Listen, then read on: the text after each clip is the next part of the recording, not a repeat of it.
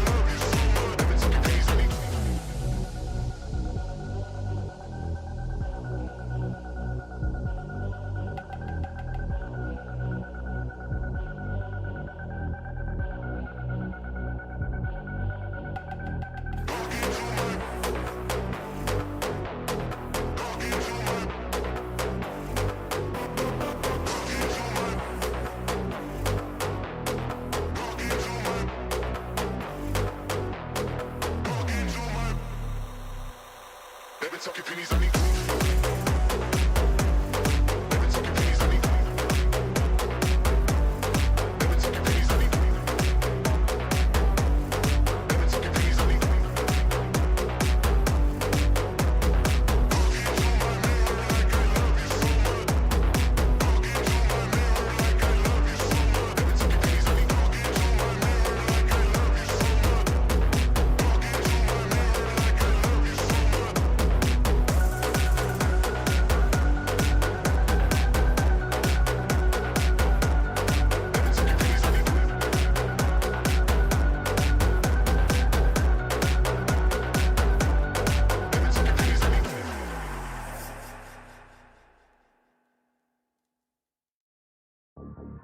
You can't kill my confidence, you think I give a fuck, that's what they do. You can't kill my confidence, you think I give a fuck, that's what they do. You can't kill my confidence, you think I give a fuck, that's what they tell me. All the fucks I ever gave on, give on.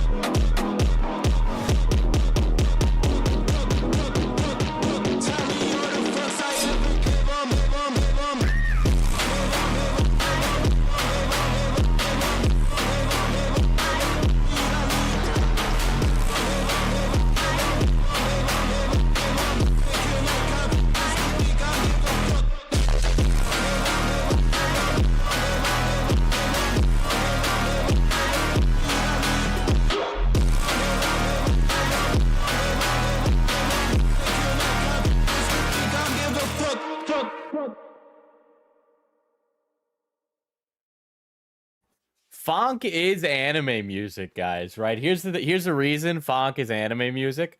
Funk is anime music because when I look at the profile picture or like the album art for like a funk related thing, it's always like Goku and North Face or like Vegeta with like the fucking like Rick Owens go fuck yourself shoes, you know? All right, or it's like Hatsune Miku with like a facial tattoo, and then there's like some Brazilian guy behind her or something. Play Uma Musume on stream? I don't know. Yeah, there's a lot of anime girl covers. Like, dude, they love Misa, dude. They love Misa from Death Note. That's there's a lot of that. I went to vote. I went to vote today. Chat. I went to vote. Yeah. I almost like I had to like drive into the middle of nowhere to vote. Very cringe. Also not many options here where I am, not gonna lie. Also doubly so. I don't know if any of you pay attention to your local elections, but unironically, it is actually infuriating that two things, right? One, if you're a local politician and I can't easily find your policy plan on your website, The Op Block that's a celebrates failure. 15 months of membership. Stand up and take it off, slut. Yeah, but my ass hurts from sitting down all day, so I think I'll have to defer that to next time. And so not only is that really annoying, follow-up annoying statement is when I go to look for the policy on a local newspaper, if a local newspaper is trying to charge me money to read the website of information I need to know to be an informed voter, I think that should be a crime, okay? That information should be easily accessible to a voter, dude. All right? That's fucking outrageous, okay? I shouldn't need to sign in and make an account at my local newspaper so that way I can give you my information to give to fucking Mozinga to advertise against me, okay? There's a lot of that shit, and I cannot stand it. There was a lot of that trying to figure out what the fuck it is that everybody is like standing for in this election. I will say I'm not in the New York City metropolitan area. I'm like just outside of it. So I cannot vote in the mayoral election, but it is the most excited I've been about a politician since Obama. Lost in Worlds 15 celebrates 10 months of membership. I don't know crap about the politicians here. Person shrugging emoji. And I also won't be one of those creators that's like, you should go vote. We need more informed people, not just more people. Okay, there's a big difference in those two camps. I was standing in line at the voting polls, and you know, whatever way you go, just become informed for the things that you are passionate about, right? I'm not saying that you need to be a woke liberal or a based conservative, but I was standing in line, and behind me there was this couple, old people, married, and the wife was like, "Dear, who do I vote for?" And he was like, "You're gonna vote for this one, and this one." And it's just like, girl, nobody's telling you gotta vote. Just be like, no, I don't want to. I don't know what's going on. Well, that's not surprising. That's not surprising at all. Interesting how he sued.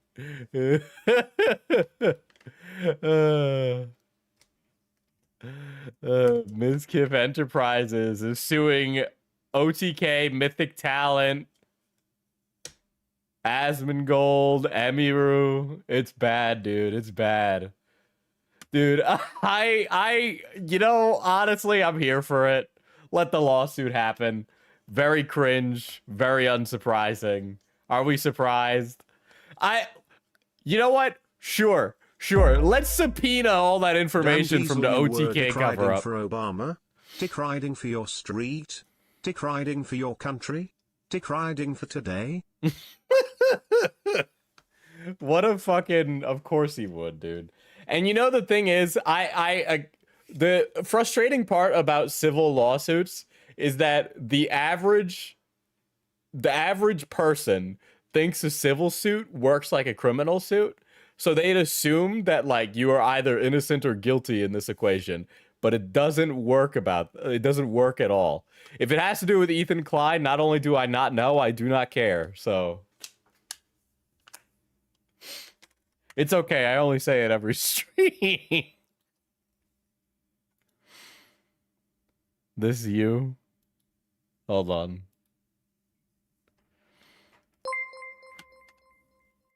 I did not mention Dick Cheney. Diesel That did not Dick fucking Cheney happen. the other day, and guess what happened? That did not fucking happen. Do not put that one on me.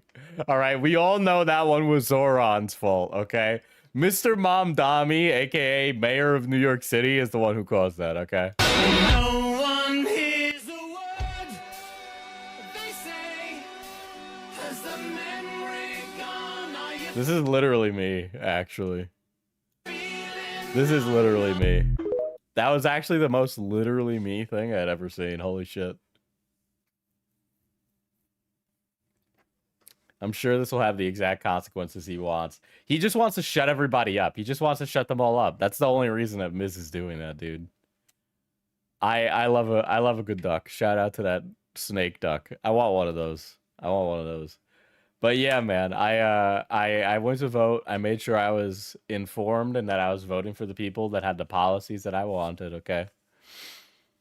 I'm kind of sick of the Duran Duran meme. The song kind of played out. I didn't even realize that the song wasn't in Metal Gear Solid Phantom Pain.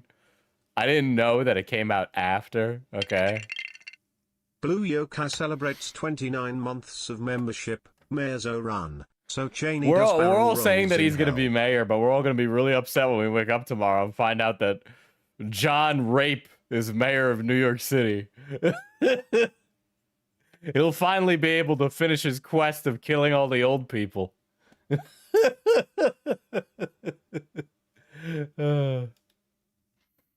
Yeah, Duran Duran. I really thought Invisible came out in the 80s. I fell for the propaganda, dude. I can't believe I believed it that entire time. Yeah, I definitely hear it way too much, and I think it's because of the memes. I don't know if I might not listen to it in my playlist as much. Remember when you endorsed Wilson Fisk against Andrew Cuomo?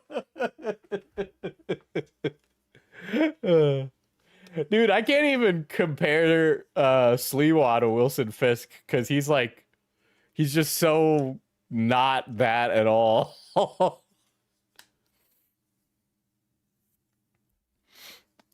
But there's only one song I love from Duran Duran, and no, it's not Hungry Like a Wolf. I like Come Undone. Hungry Like a Wolf is really good though. I feel like that one is kind of slept on. We should make that one a meme next. Duran Duran should just be like Tame Impala, where we keep making the same 5 jokes about them. By the way, did you hear Sliwa said he was going to release the cats from the animal shelters to deal with the New York rat population? I think I said that on a prior stream. Yeah. I honestly thought it was very funny. I don't even know how true that is in comparison to the other things. But it is crazy that he, again, I cannot get over him being like a politician who was shot by mobsters. Like that is the most New York thing ever. And also he was like, if I lose, you know what? The people decided. They voted. They're allowed to have their opinion. He's like, I'm not going to leave this city. I was born in this city. I was raised in this city. I worked in this city. I loved in this city. I'll die in this city. And I'm like, okay. This guy's real, dude. This guy's real. There's no, like, you can't hate on him, man. You can't hate on him. You can be like, I don't fuck with his policy, but like, I have a lot of respect for a guy who's just straight up. And he is as straight up as it gets. Anyway, the 50 Cent of Republican candidates. I unironically, like, if there were more guys that were like Sliwa, we wouldn't have such a cartoon. I mean, it would be like super cartoon, but like in a way that's like, it's kind of hard not to like admire the, I love this place is my home. You know, I love it for all of its faults type thing. That's like really respectable. I don't, it's a New York thing, I guess. I don't know. I don't know if anybody's feeling that way about Boise, Idaho. I don't, do we got any Idaho heads? We got any potato heads? Any potato heads in chat? Anyway, I'm not really here to discuss the mayoral election as much as that is the thing that I'm more interested in. God forbid the day that I wake up and I just become. We need more nationalism in our politicians, is what you're saying. Wait.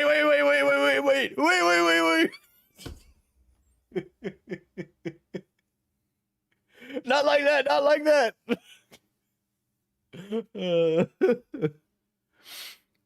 They don't make people like Sliwa. Brother's like a Gotham-ass politician. You can see him saying he would fucking box the villains of Gotham.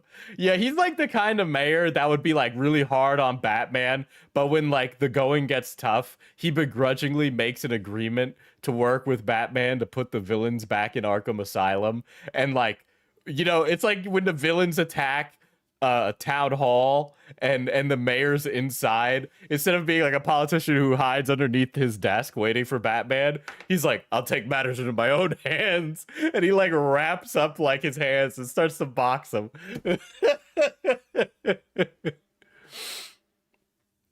he's like yeah, he's unironically the real deal. It's kind of crazy.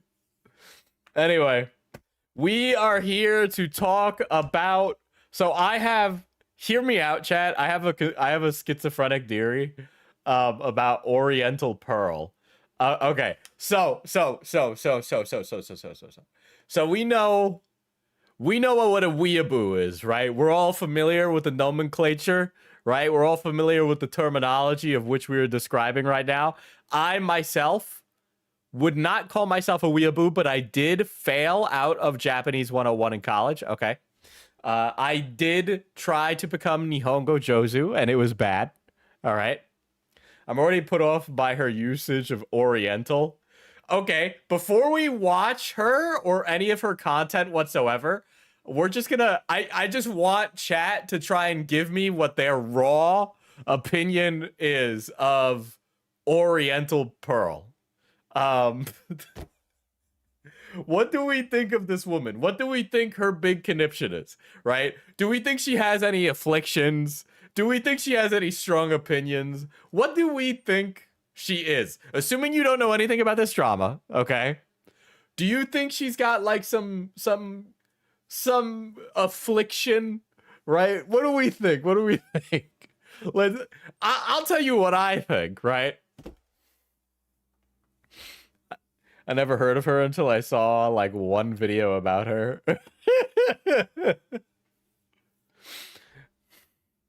I don't know anything about this drama. Can you people not, are you all that on the spectrum that we can't have a vibe? Can we not vibe check? Can we not vibe check?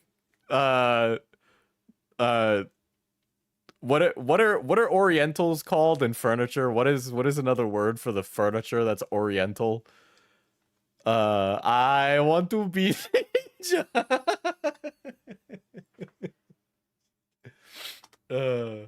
rug pearl? No, there was a joke there, but I'm lacking in the comedic acumen to nail such a position there. The term Uyghur needs to make a comeback. The ninja lady, I feel like the ninja lady is like less offensive. Okay, so I'm going to describe. No, let me give my conspiracy theory. No, I kind of need to describe what she is first before I say my conspiracy theory. So, Oriental Pearl is a YouTuber that shows the real side of Japan, okay? Right? Oriental Pearl shows the real side of Japan. by talking about the things that other YouTubers don't talk about. And she is a white woman with blonde hair and lightly colored eyes who lives in Japan. I want you to put two and two together. I think she's just racist. There we go. I think she doesn't like brown people. And white blonde racists make a lot of exceptions when it comes to the Asian community. All right. That's what she appears to me as, okay? I think a lot of it is that. I think some of it is like kind of coded. It's coded into her videos. Sorry. It just kind of comes off that way. You will see what I mean in a minute, okay? But like, have you ever watched the videos? I'm invoking Tyler Oliveira here, if you don't know who he is. He goes to different places and interviews people, but it kind of comes off as like, I'm going to the poor place to show these disgusting poor people. Boom. And then that's the video, right? Oriental Pearl is kind of like that, okay? That's what she comes off to me. She records things that look unsavory to present this idea that the country that they are in is in disarray, and that possibly that disarray may be caused by minorities or the disenfranchised, right? One or two of those things. I'm sure you've all seen content like that online, right? Does she have an India video? India video exposes these people pretty quickly. Yeah, the goes to India and records the squalor is like a really good barometer, right? Why can't Japan accept mixed race? So there's that. I don't think she's been to India. But to follow up from that, I have a conspiracy theory.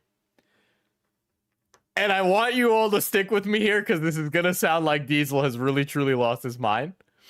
Okay? She has members only. Will you spring for a membership? I'm a little strapped for cash pie. I think I'm going to have to forego such a thing. Can we become a member on our channel to watch those Oriental member videos? We need to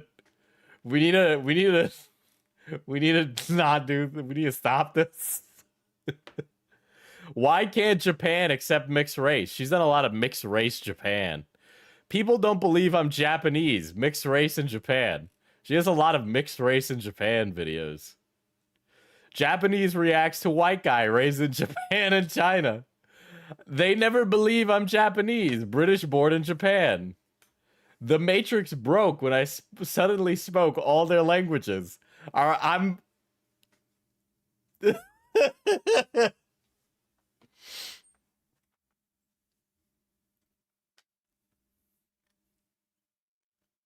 This is an insane thumbnail, by the way. Japan's Winter Wonderland with a white woman in it that says Snow Bunny above it. Oh, boy. So funny.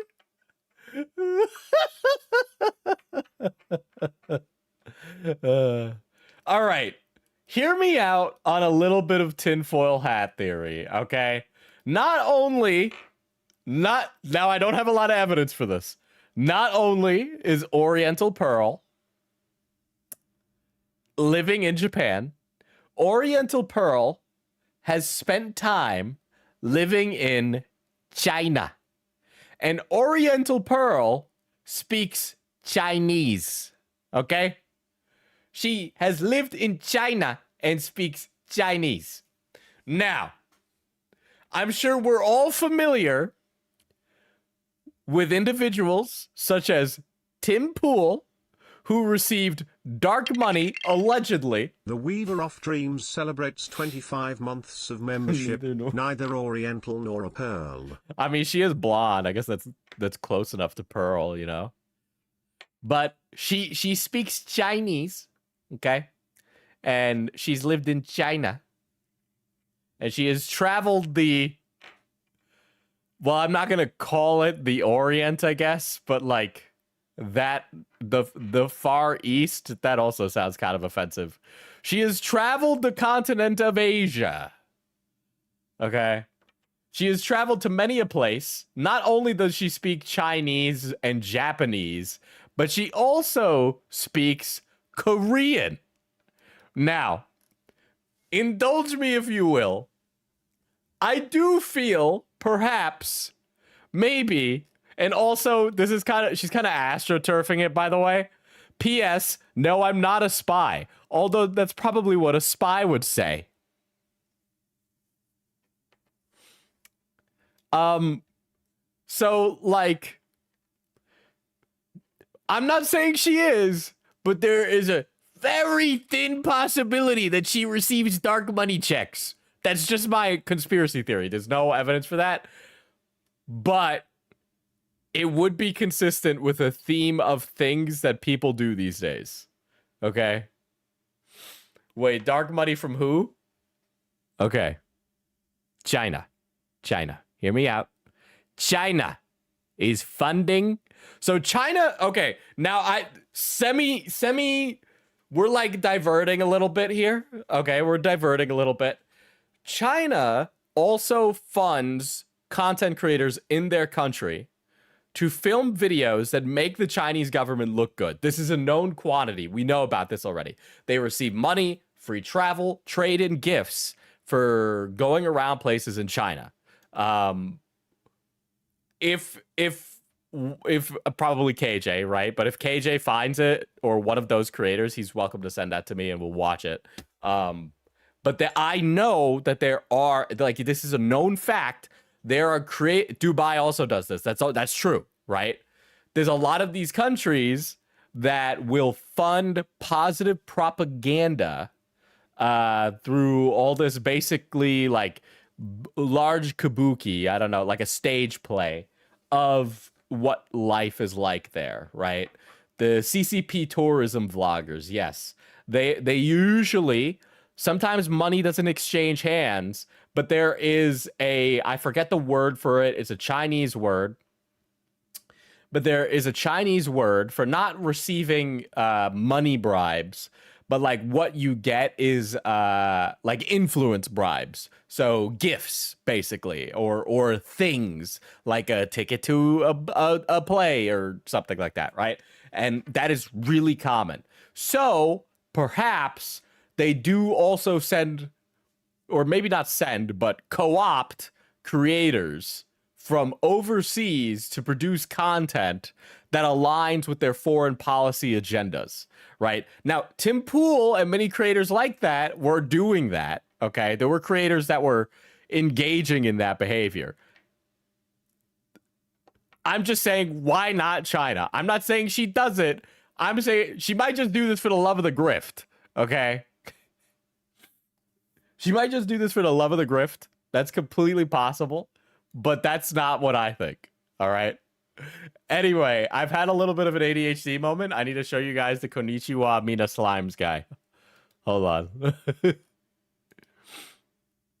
Hold on. Let me find it. Let me fill up the dead air. Yeah. Oh, thank you, KJ. That's really good.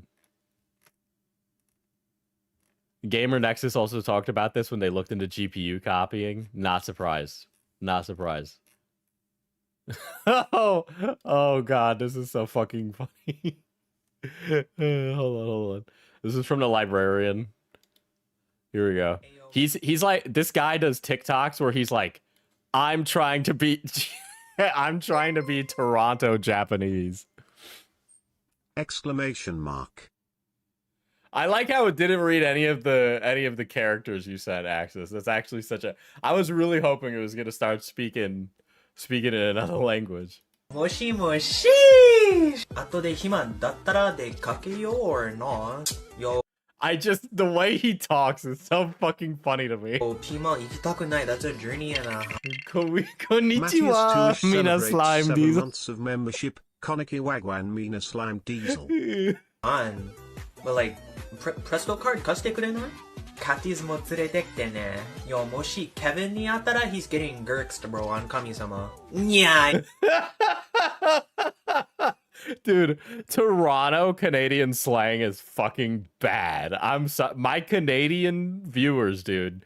We gotta talk about your slang, dude. It is rough. Hold on. I downloaded the Konnichiwa Mina Slimes video and I sent it to people. Let me find it. Here we go. Here we go. I found it. Oh, this one's so rough. よ、こんにちは、ごめん、皆スライムズ。今日はトロント弁従業員。今日の表現は top left。The way he says top left is just like, it's like there's like a button inside his chest that like a little alien presses it and he goes top left. 例えば、Yo, the Jays had bear sabs on the diamond yesterday, top left? ので top left って言ったら、誓ってとか本気で言ってるってみたいな感じね。はい、そう、boom 後について繰り返してください。Dude, him switching up and going, I so boom, and then instantly speaking perfect Japanese is sending me. Top left? And his hair, oh my god, everything about this guy is so fucking funny. Yay, full marks, Krosky. Dude, full marks Krosky-kun is crazy. Holy shit. Hold on. I will get back to Oriental Pearl, but like, this guy... よ、こんにちは、ごん。今日はmy Krosky と一緒に好きなレストランに食べに行く。So like Air Force Ones 入ってね。We're pulling up to Hanado downtown. If you're a girl. Diesel, that's just how all borrowed words sound when Japanese people speak. No, his like tone is so strange. 来ないで。Angus beef. I've heard borrowed words spoken in Japanese before, okay? This guy sounds different. Steak hamburg丼注文した because I'm trying to get muki muki no kyabe comes with some mizi. And 食事は食べ応えがある for real. デザートは抹茶ティラミス on 神様でしょ。Dude, bro, I can't. Oh, shit. All right. Last one, I swear. Okay? よ、こんにちは、ごん、クロスキー君。今日はトロント弁従業員。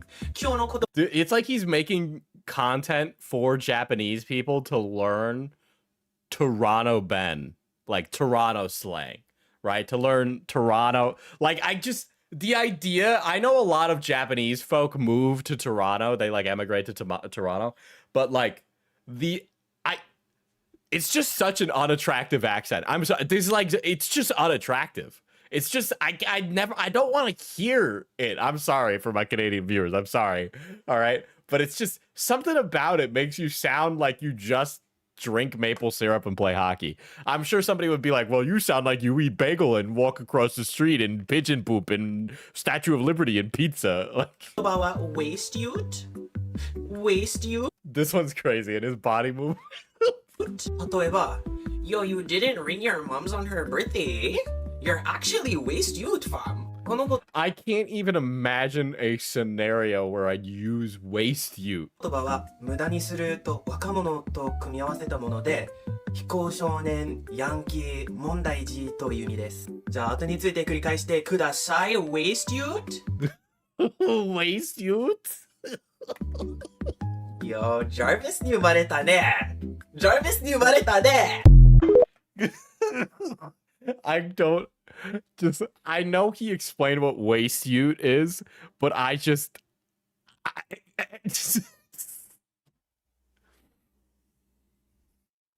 what a terrifying man. It doesn't help that it looks like his hair is a wig, even though I know it's natural. Like it is actually, he has insanely weird hair too. He's speaking Simlish.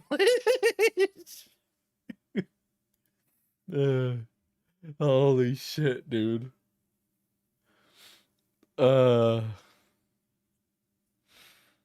He's powerful. Dude, his aura is ridiculous, dude. His drip is actually pretty good. It's just his hair, man. I don't know.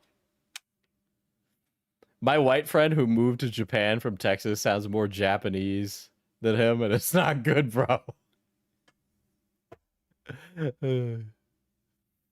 Yeah, a ute is a kind of car in Australia, right? Utility, yes, utes are utility pickup trucks. Huh.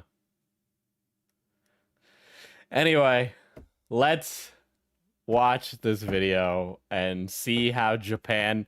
Dude, the woke mind virus came for Japan. We're going to be looking for dog whistles in this video. I'm sorry. I'm going to be really woke today. Maybe it's just because I have voted, but like... Come on. We're going to be looking for dog whistles. There's no way we're not. All right. I'm like mentally ill enough that I'll be able to point these things out, or you guys will, and then we'll watch Chris Abroad absolutely body this woman with facts and logic later on. Are we going to be soy today? Unfortunately, I got to say I think we might. Diesel is a waste ute on Kami-Sami. Are you for real, man? Wait, I can't even do the accent. Like I'm trying to do it right now. It's like I can't do it. I can't do it. I just can't. I can't. It's beyond my power level, dude. Looking around. So apparently I don't want to like get out ahead of this drama and then say what she did in this video. But Chris Abroad explains how this part of Japan has had a lot of graffiti for a long time, and it's kind of like a working class area. So she's just going around a place where people are kind of broke, and there's been a growing culture of graffiti there. Now, I should... This might be a little like crazy of a take. I think if graffiti looks nice, I'm like fine with it being there. I think a lot of it can be really beautiful. There's like a beauty with graffiti, and a lot of the folks around here that go tagging up places, they do a really good job of tagging. But the way like Chris Abroad explains it is that like the town is aware of it. They've kind of embraced it. There's been a lot of like back and forth on what the town's going to do about it. But it's basically her going into a poor neighborhood, filming it, and then saying that all of Japan is like this destitute neighborhood, right? Because what is happening to Japan is exactly... So she's like attributing this to the entirety of Japan when she's going out of her way to go to very specific places. Video? I thought you weren't going to play the horse game tonight. That's brutal, Q. Where do you think we are right now? I'll give you a second. Graffiti all over the wall.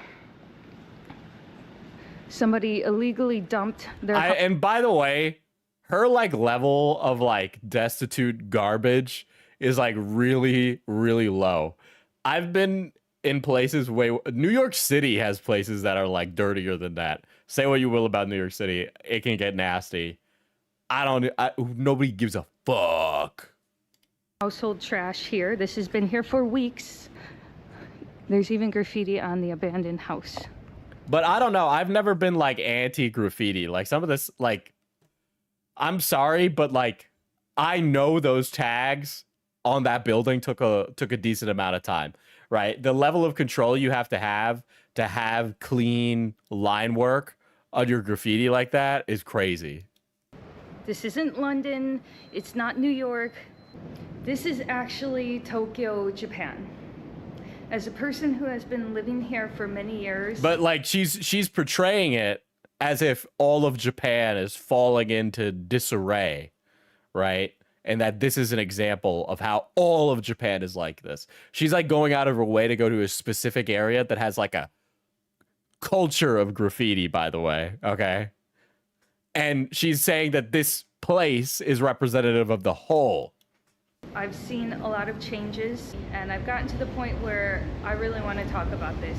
So let's have a look around. The East has fallen, billions must tag. That's crazy. They actually said that in Jet Set Radio.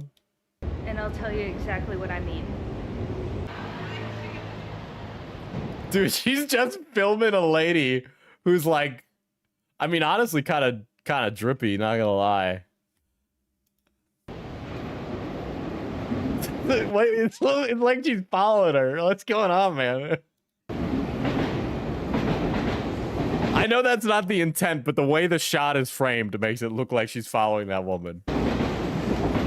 Now I understand things go out of business. It's tough to make it in Tokyo. This went out of business about 4 or 5 months ago, but look at what's happened since. It's been 4 or 5 months and the place hasn't been full. And in an upscale neighborhood. Yeah. I don't know, man. Maybe sorry, not to get a little weeby or anything, but I really adore and have a lot of like one of my future projects after I finish this Western book, I want to make something like inspired by Jet Set Radio because I really fuck with all that stuff. So it's like I don't even find this gross. I'm like, this is gorgeous. And I know it's kind of like gritty and kind of textured, but like I take a lot of photos. I like texture. It gives texture, it gives life, it tells a story. All the way wrapped around. Now some people will say graffiti is a form of art, but this is just drawing dicks on the wall. Well, that I can't tell. Is she like autistic or like fishing for a grift? Because that was like a really obvious fishing for a grift statement, dude. Like, this is what things have come to. Nope. Guys, this is what things have come to. Japan has fallen. This penis is on the wall. Pun intended. And we have to look at this every day. That was also not there a couple months ago. That one's new. This used to be completely white, and here we go. This used to be completely white. Do we count that as a dog whistle? I don't want to count that as a dog whistle, but that's interesting. Here's some more illegally parked bikes. Oh my god.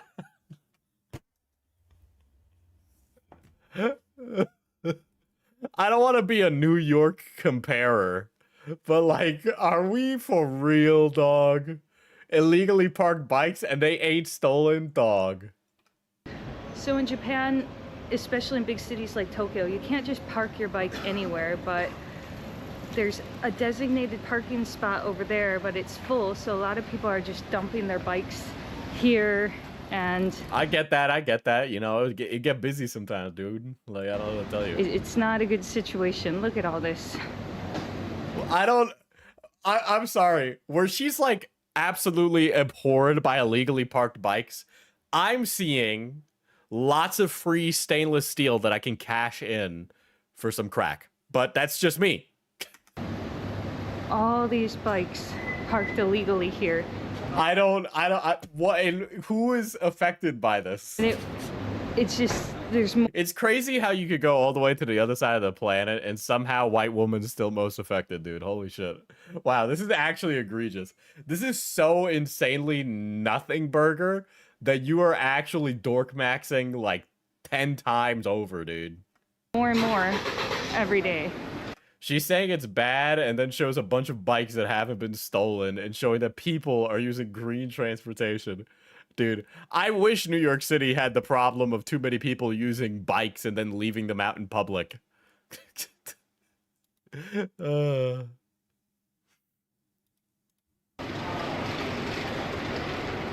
Dude, this is like we've been drawing dicks since before antiquity. This is a dick from, this is like our great I don't know how many grades. Rome is old. But they were drawing penises on the walls all the way back in fucking antiquity, dude.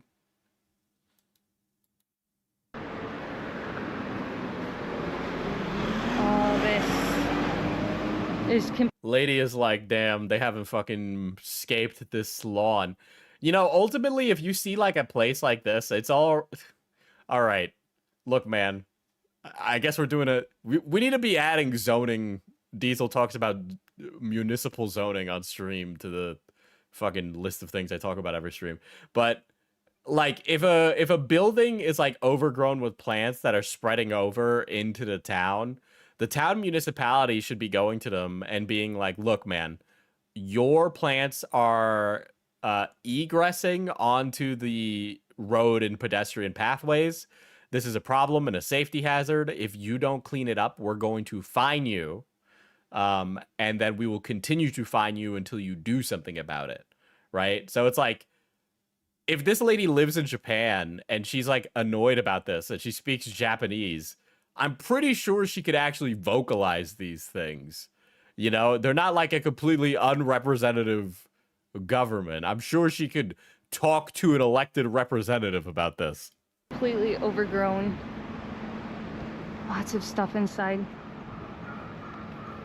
As everybody knows, Japan is facing a population crisis. There's more old people now than young people, and a lot of houses... Yeah, well, then it sounds like... It sounds like that we should, I don't know... look, man, I know that this is another country, but if you're a country that's worried about the health and safety of old people, and I know that they are putting money into it, but it's like... The answer isn't film it and then talk about Japan being destitute. Are going abandoned after people pass away. And I thought this was one of those over 9 million abandoned houses in the country. In fact, there's a lot in this neighborhood, but this one actually saw someone is still living here. What did you stake it out? An elderly woman. And that's a problem. A lot of older people here, they can't take care of their houses anymore. They don't have families to help. So this is what happens. It's like when I see stuff like this, the question I ask, and I think this is easier to talk about as an American, because I'm obviously not super familiar with the political system here, right? But like maybe you can like get involved, you know, and like do something, because a YouTube video does very little to help people who need it. What actually helps people is like, you know, like we're in a fucking government shutdown, right? Fucking, if people are hungry, start like do a food drive, right? If people need help, offer to volunteer, right? I'm sure old people would love to hang out with a foreigner white woman. Old people would probably love that shit. I'm sure they're lonely, dude. I know that there are methods that you can be a participatory person in increasing the life and happiness of these old individuals who don't have family around to spend time with. Many of them are lonely. You could be somebody that changes that. Diesel, you're asking too much of her. You know she's performative. I know. I'm talking to the choir here. This is all new graffiti. This is all new graffiti. It was not here before.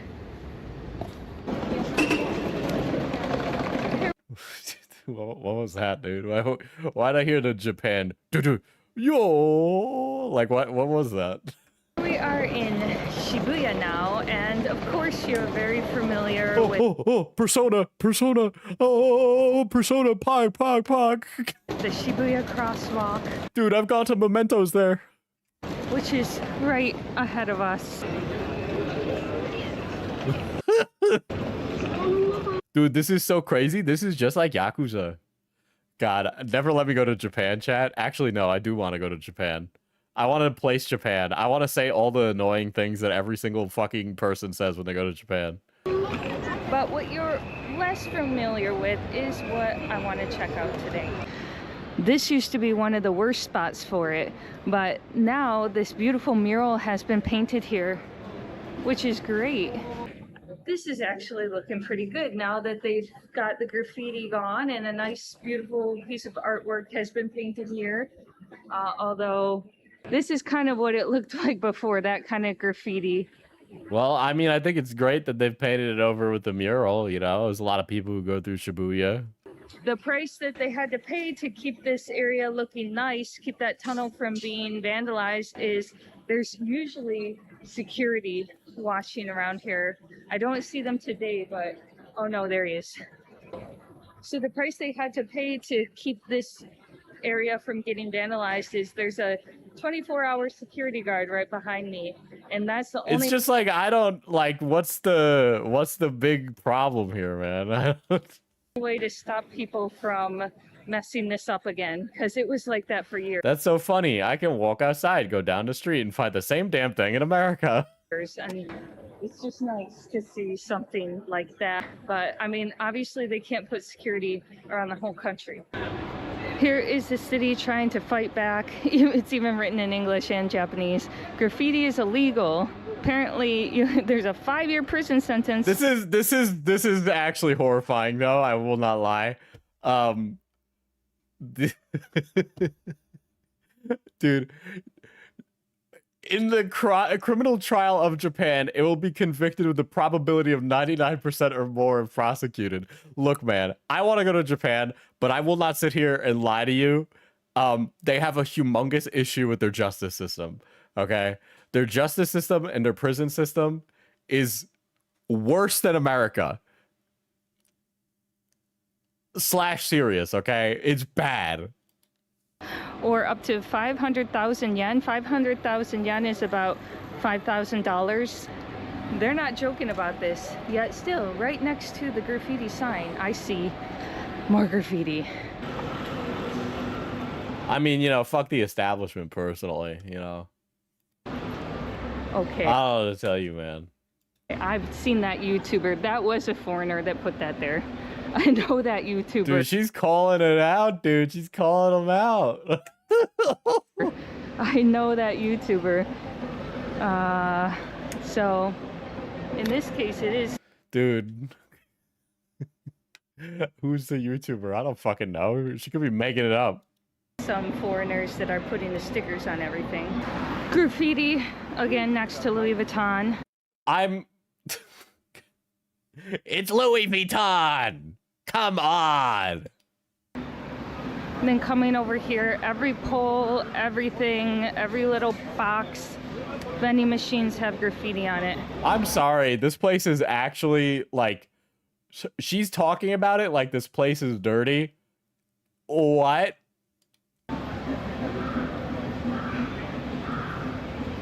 Oh my god, free Gaza. This was covered up. This one here says, Bunka wo taisetsu ni. Japan is a culture. Respect Japanese culture. Putting respect Japanese culture over the words free Gaza. I don't know what kind of esoteric politics be going on there, but sure. Oh my gosh, a telephone box. So Shibuya isn't as bad as it used to be, and Chris Abroad will actually talk about this in his video. Where like they cleaned it up a lot. So like the whole like red light district stuff of Shibuya doesn't necessarily like they've gentrified it, right? So it's actually not like as bad to walk around at night. Japanese crime has been down because they make it hard for the Yakuza to do stuff. Can we watch that video? Yeah, we'll watch it after this one. Oh my gosh, what is this? You'll still find some telephone boxes in Tokyo and across Japan. It's kind of a relic of the past, but they're still usable. A lot of them are vandalized. This is something else. Dude, I've played Ghostwire Tokyo. I know you cash into little ghosty dolls in those things and you talk to a guy outside of the zone or whatever. What the heck? Yeah, she's complaining about sticker bombing. Oh my gosh, does it work?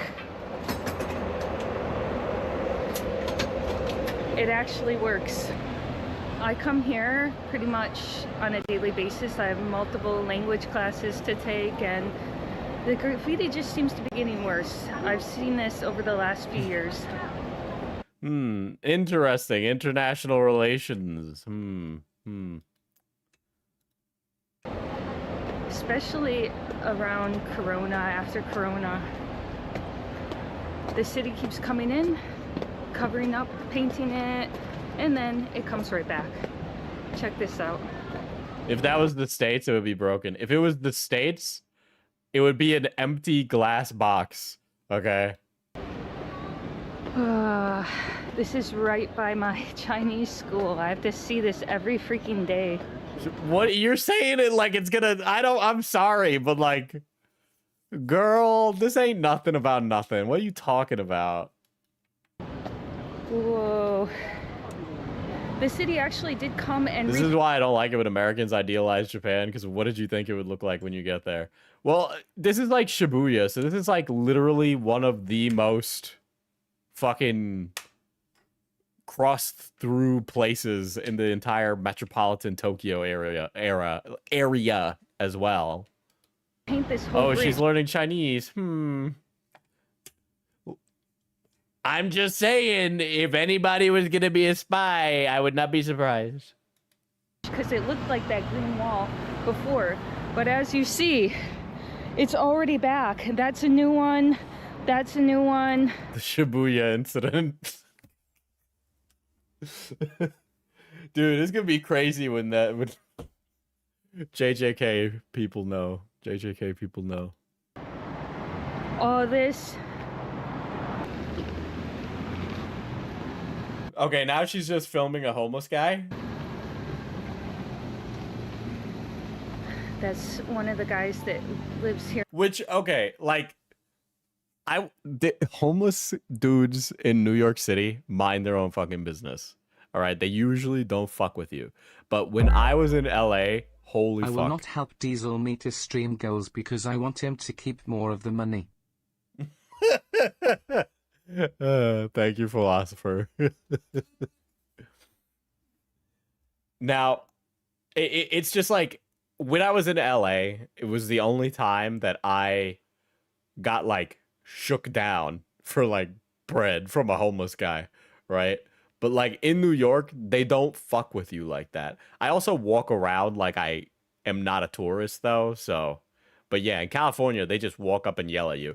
Any place where a homeless guy is not walking up to me and cursing and spitting in my face, I don't mind, okay? I instantly go, we should... I want to help homeless people, but the second a homeless guy yells at me, I'm like, we should build anti-homeless architecture, okay? That's my take. In this park, I just saw him in there. And it's sad. There's a lot of elderly homeless people in Japan and an alarming number. It's true, I know. I've played Yakuza Like a Dragon. I know that Ichiban Kasuga was running around inside. I'm gonna keep doing this the whole stream, man. Dark woke Diesel. It's almost like I think that you should be kind and you'll get kindness back. But if you yell at me for money, I'm going to say that you should be exploded. Of young homeless, which was not very common in the past.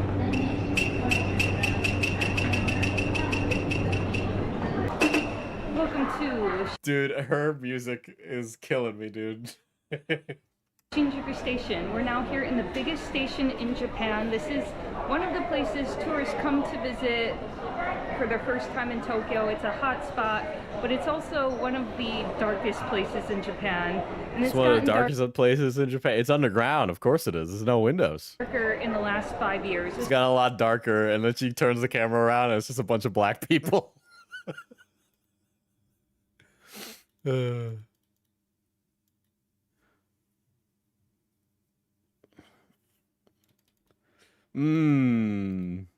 That's crazy. I don't know. I won't say that on stream, but that's crazy. Especially on the Kabuki. If I play I Want to Be Ninja, the stream is going to get taken down. Side on the east end. So as it's starting to get darker outside. I once gave $1 to a homeless guy on the train, and he proceeded to yell at the rest of the train for being shittier than me. It was very uncomfortable. Some of this stuff comes out. Shinjuku Station. Dude, right? I'm sorry. This entire underground section is so clean in comparison to the New York City subway. Day is pretty busy, but you're not going to see anything out of the ordinary. However, When it gets late at night, it's a completely different story. Bro, what? They're not doing anything. They couldn't be more out of the way. And there's just person after person boxing. What are you doing, lady? They're minding their own business. Why are you filming these people? After box. These guys aren't doing anything, dude. They are homeless. They are home. Give them some respect and privacy to not film them while they're asleep, you fucking nutcase. Lined up here, and that's just something you're not gonna see if you're just walking around during the day. But there's more and more. I've seen it with my own eyes. I've seen people set up She could be filming dead people. We don't even know. That's the worst part of this too. cardboard boxes late at night, coming back from, you know, a night out with my friends around 11:30, closer to midnight. And then there's lots of videos of this online, but it's not. Have you guys ever seen that Reddit post where it's like, why do Japanese people have so much drip? And it's like a fucking homeless guy in Japan. And the top reply is, that man is homeless.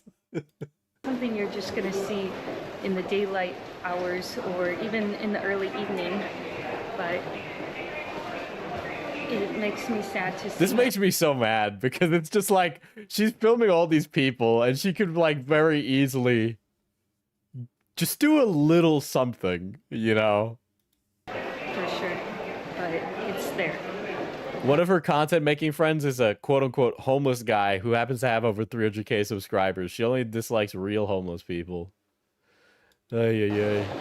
This is like, I've talked about this before on stream, but it's like the affluent upper middle class person who has this idea of the homeless person as like a wise sage, right?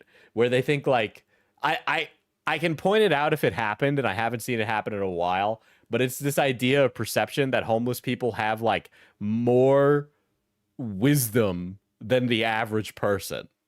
And so they like seek it out or assume that the homeless have more wisdom than the average individual. They have a different life experience than a person who hasn't been homeless. Okay. But you are like romanticizing homelessness when you do that. Okay.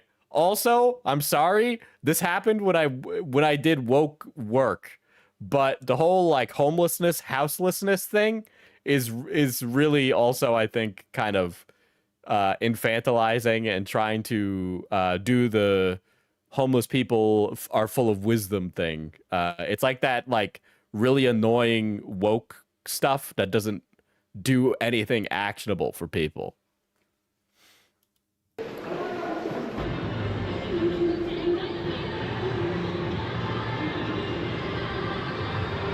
And here's a lot of the homeless. It's the unhoused Diesel. Oh my god.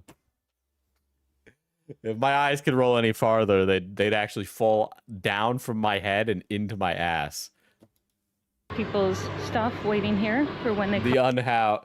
The argument for that was told to me was like that it's demeaning to call somebody homeless. But if I called somebody unhoused, I'm still, it's like the same thing, right? Like, when I say homelessness, it means without a home. If I say unhoused, I'm saying without a house. Are we doing like the home is where the heart is versus like house is where your roof is type argument here? Because like, this is like a 12-year-old argument, right? It's like a particular brand of like woke that I don't ever prescribe to because it's really missing the forest for the trees on like the homelessness crisis.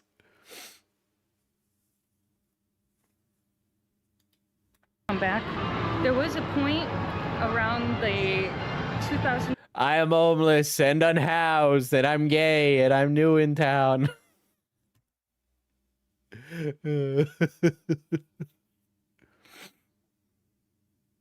I think the idea is home is a community, house is a roof. I mean, that might be the intent, but that's not the feeling I have as a person that not has a home, but like lives in a house. House is roof. I think the argument is that people are unhoused because landlords, etc., are making things unaffordable. That is possible, but that argument is even stranger in the context of the United States. I feel, because of how many homeowners there are. 20 Tokyo Olympics where they cleaned this up quite nicely. What about people experiencing homelessness? I guess that one's better. You know, it's like that one's like the difference between colored people and people of color. Like, one of them just sounds way less offensive.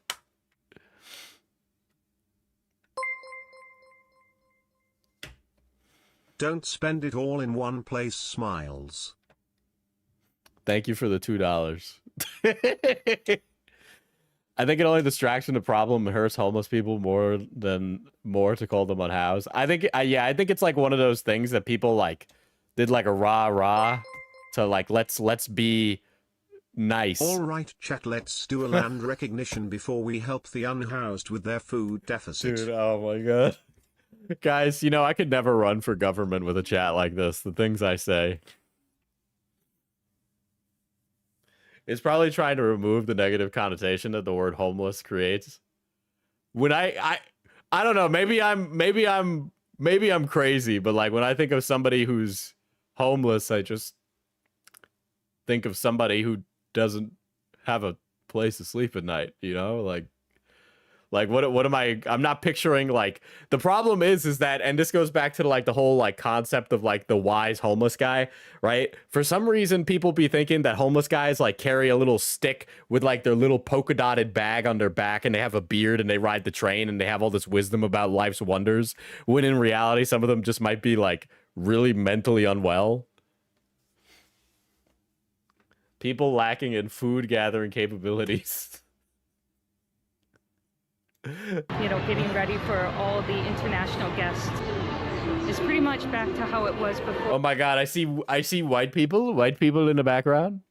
And even worse.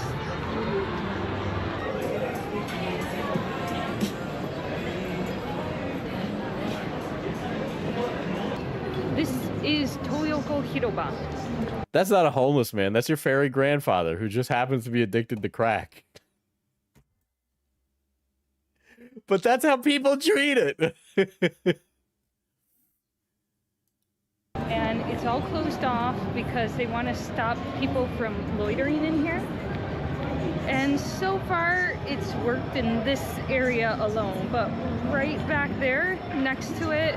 Do I argue about the correct word to use, or do I go out with my wrench and vandalize hostile architecture? Decisions. See what I mean? We could be doing things. Hey, I remember this place. This place is in Yakuza. I'm sorry. What, the guys with the pompadours, the rock guys, you know, you remember those guys? They have all those people that just moved.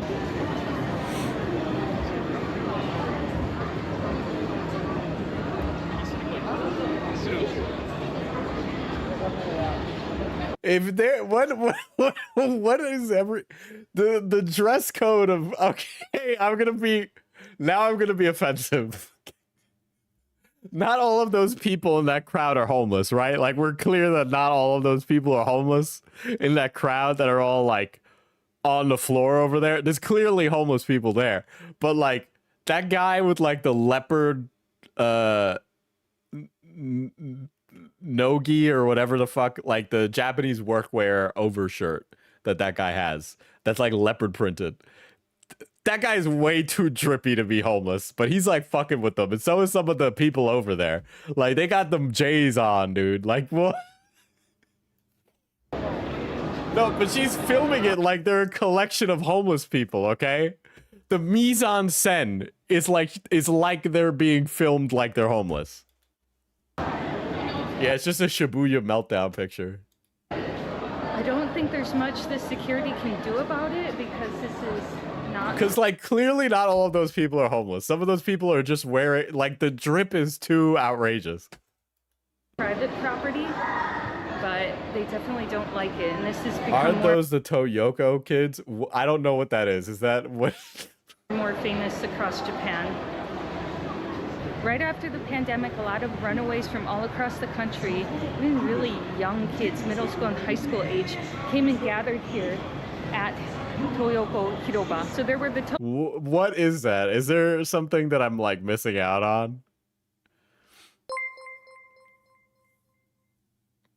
The stigma of homelessness doesn't go away just cause you give them a new name. They are unsheltered and shelter should be a human right. Based and true, and thank you for $5. I will put on Minecraft now to keep you entertained.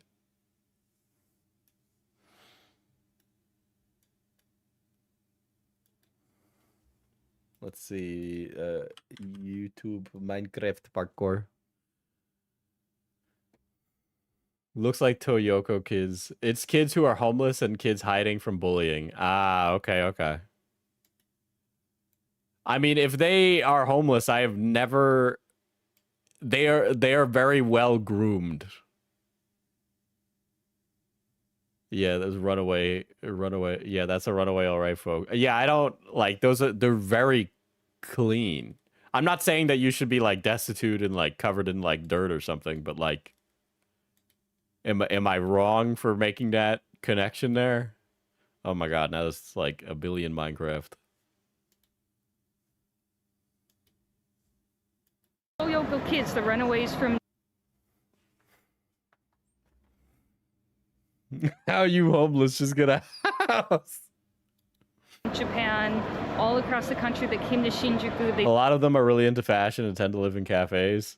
Do those cafes come with like what's the thing that you use to iron clothes? Oh, an iron.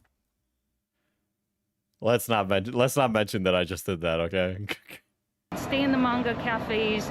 They'd work, you know, not legal jobs during the daytime, but you don't see them so much anymore because it became so famous in Japan. Maybe you should advocate that something be done about it because those children can be trafficked. The police had to get involved. Rich streamer forgets household object. Don't accuse me of such things, of being rich. I'm so broke. And put a stop to it. And the same goes for this Okubo Byoin right here behind me. This was insane. And I had never seen anything like this in Japan before. Not only the professional ladies of the night standing out here, but also the amateurs. And it was becoming more and more common just to see. Dude, why is she filming them then? Why? These working girls are doing business and you're just sitting here being a fucking nuisance. Girls standing here like, you know what, I don't need to say more.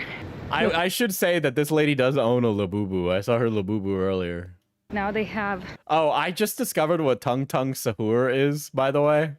I was pretty late on this. I know that this is like a Gen Alpha meme, but I just learned what Tung Tung Sahur is. Because somebody used it in real life, and I'm like, what is that?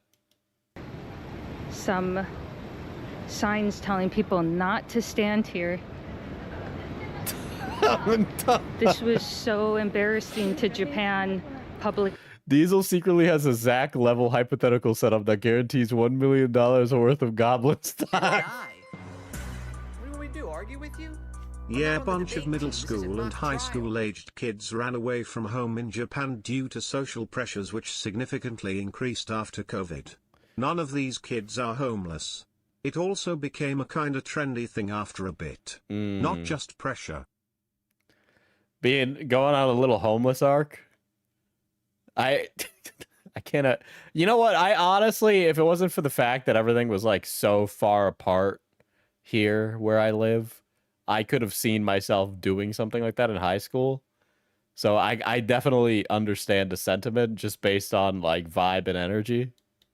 On the internet, Japanese people from other prefectures felt embarrassed. I feel like there has to be like a bridge you have to cross to switch from runaway to homeless, at least if you're a youth.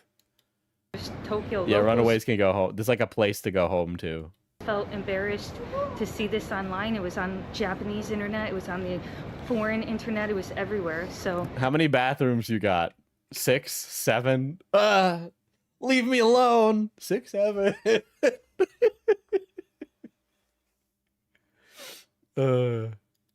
Now they have all these cones to prevent people from doing that, at least not here. But when I Dude, if that was New York, them cones would be gone. came here and I saw that stuff like at the Okubo Byoin, the standing girl problem in the... I'm sorry, that guy was just serving cunt in the background. Can we just like... This lady is constantly like, Japan is in disarray, and then dude is just like walking to wherever he's going, serving, okay? Toyoko kids out there, the young kids that ran away from home. That was just sad. And it wasn't like that before. They didn't have that problem before. And even though Dude, the wide cut track pants that guy has are so drippy, dude. I could never pull off a crop like that, dude. A crop top like that is outrageous. All you would see is like my belly. You'd be like, damn. You eating a lot? Like, fuck. See it right now. It doesn't... Did you see that one teacher that said, how about I call your mom 6-7 times and tell her how you spend all day on your phone or farming? And then I just fucking threw it. I mean, it went away. They went somewhere. They're just not visible. The police shoot them away. But these things still exist in Japan, and it... In Japan, you could be homeless in private. In America, the police shoot you for being homeless. Just picture the Asian lady on Joe Rogan saying that. It seems to be getting worse as there's more problems with the economy. Yeah, I mean this is bad, but like just walk around it.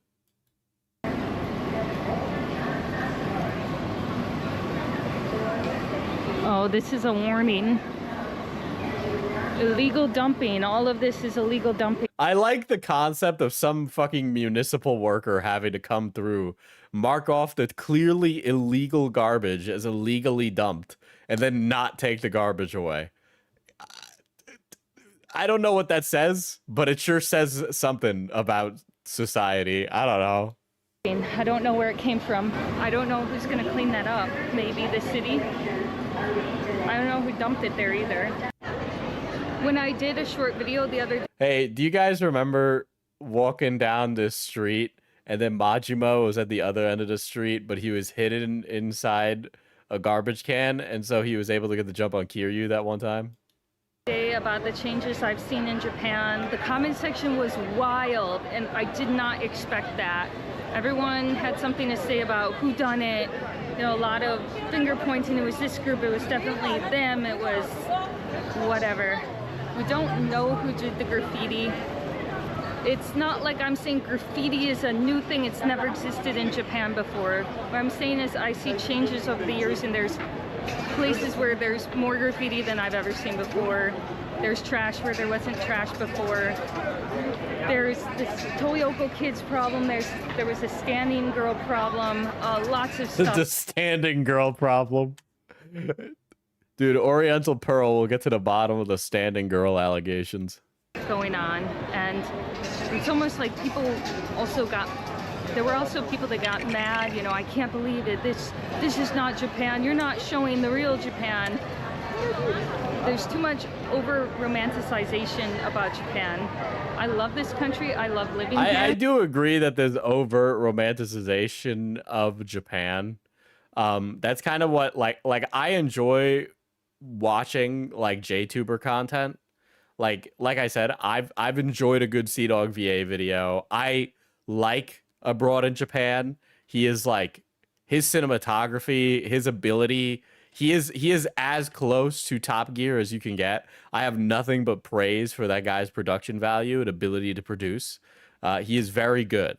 I do feel as if there is a little bit of romanticization about things that, you know, maybe we should have a much more clear discussion about, right?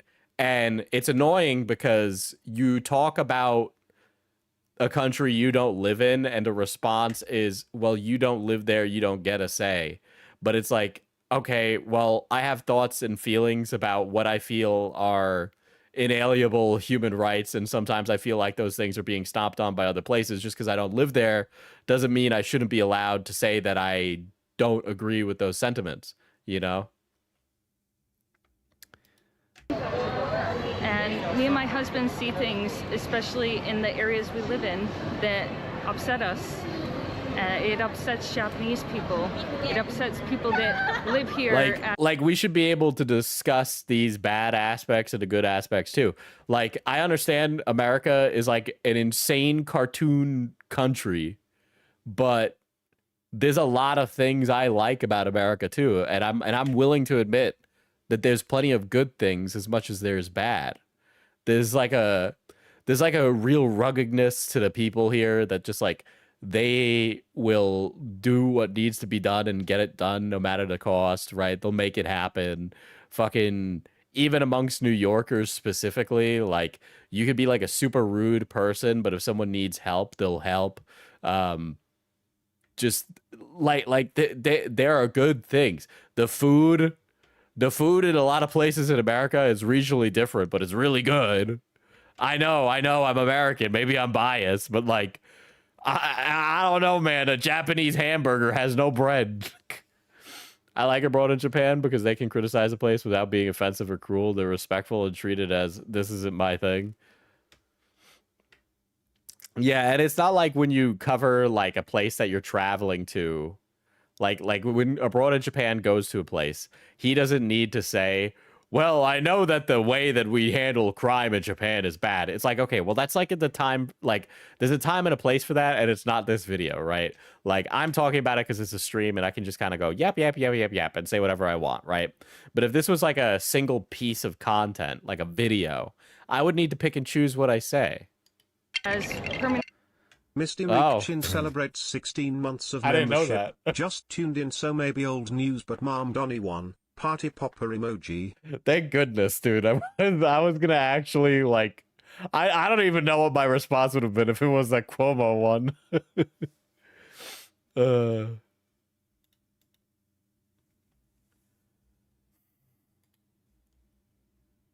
What should I make the next goal?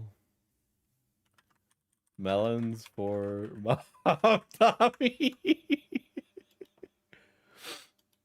I can't believe that they let me make that a goal, by the way.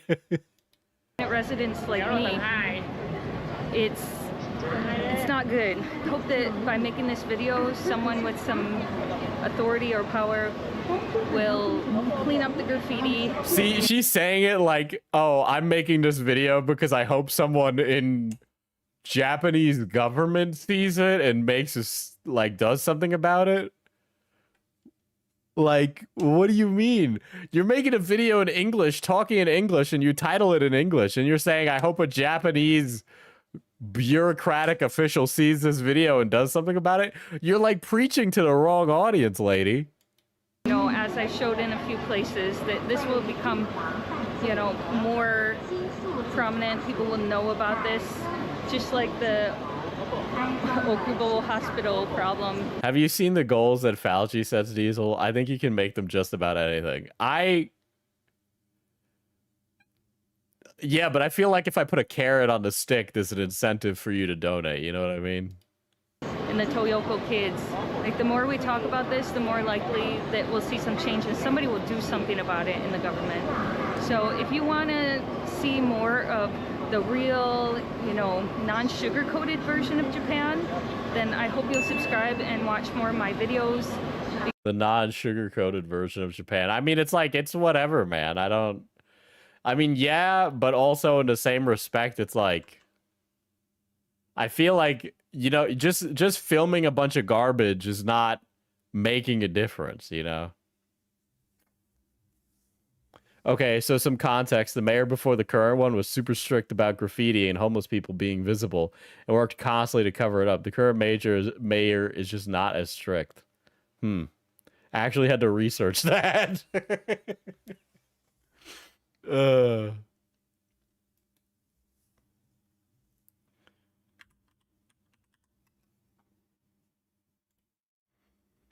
Well, that's interesting to know.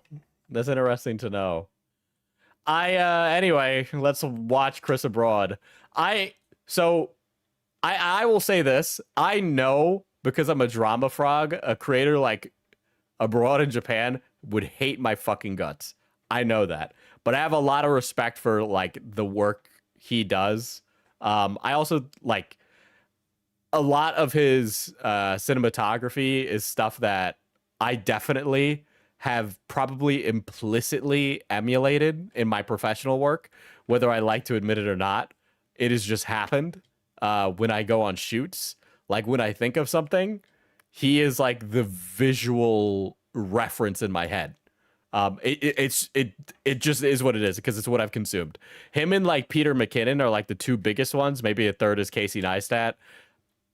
That's what happens when you do a lot of commercial work. I don't do a lot of like film cinematography. I do know film cinematographers, but my point of reference based off of the technology and the equipment I use is those people.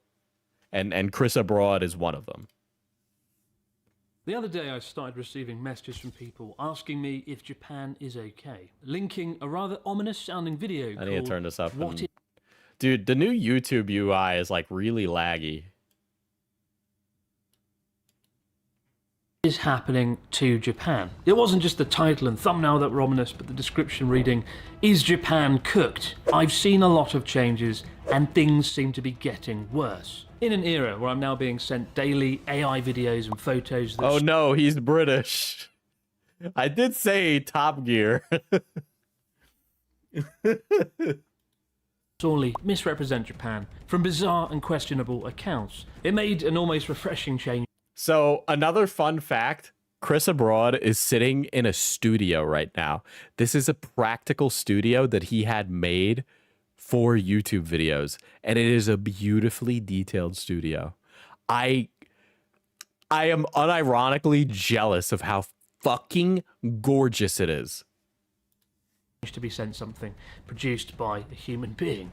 And more Like the meticulous detail of recreating the graffiti wall art in that studio, fucking amazing.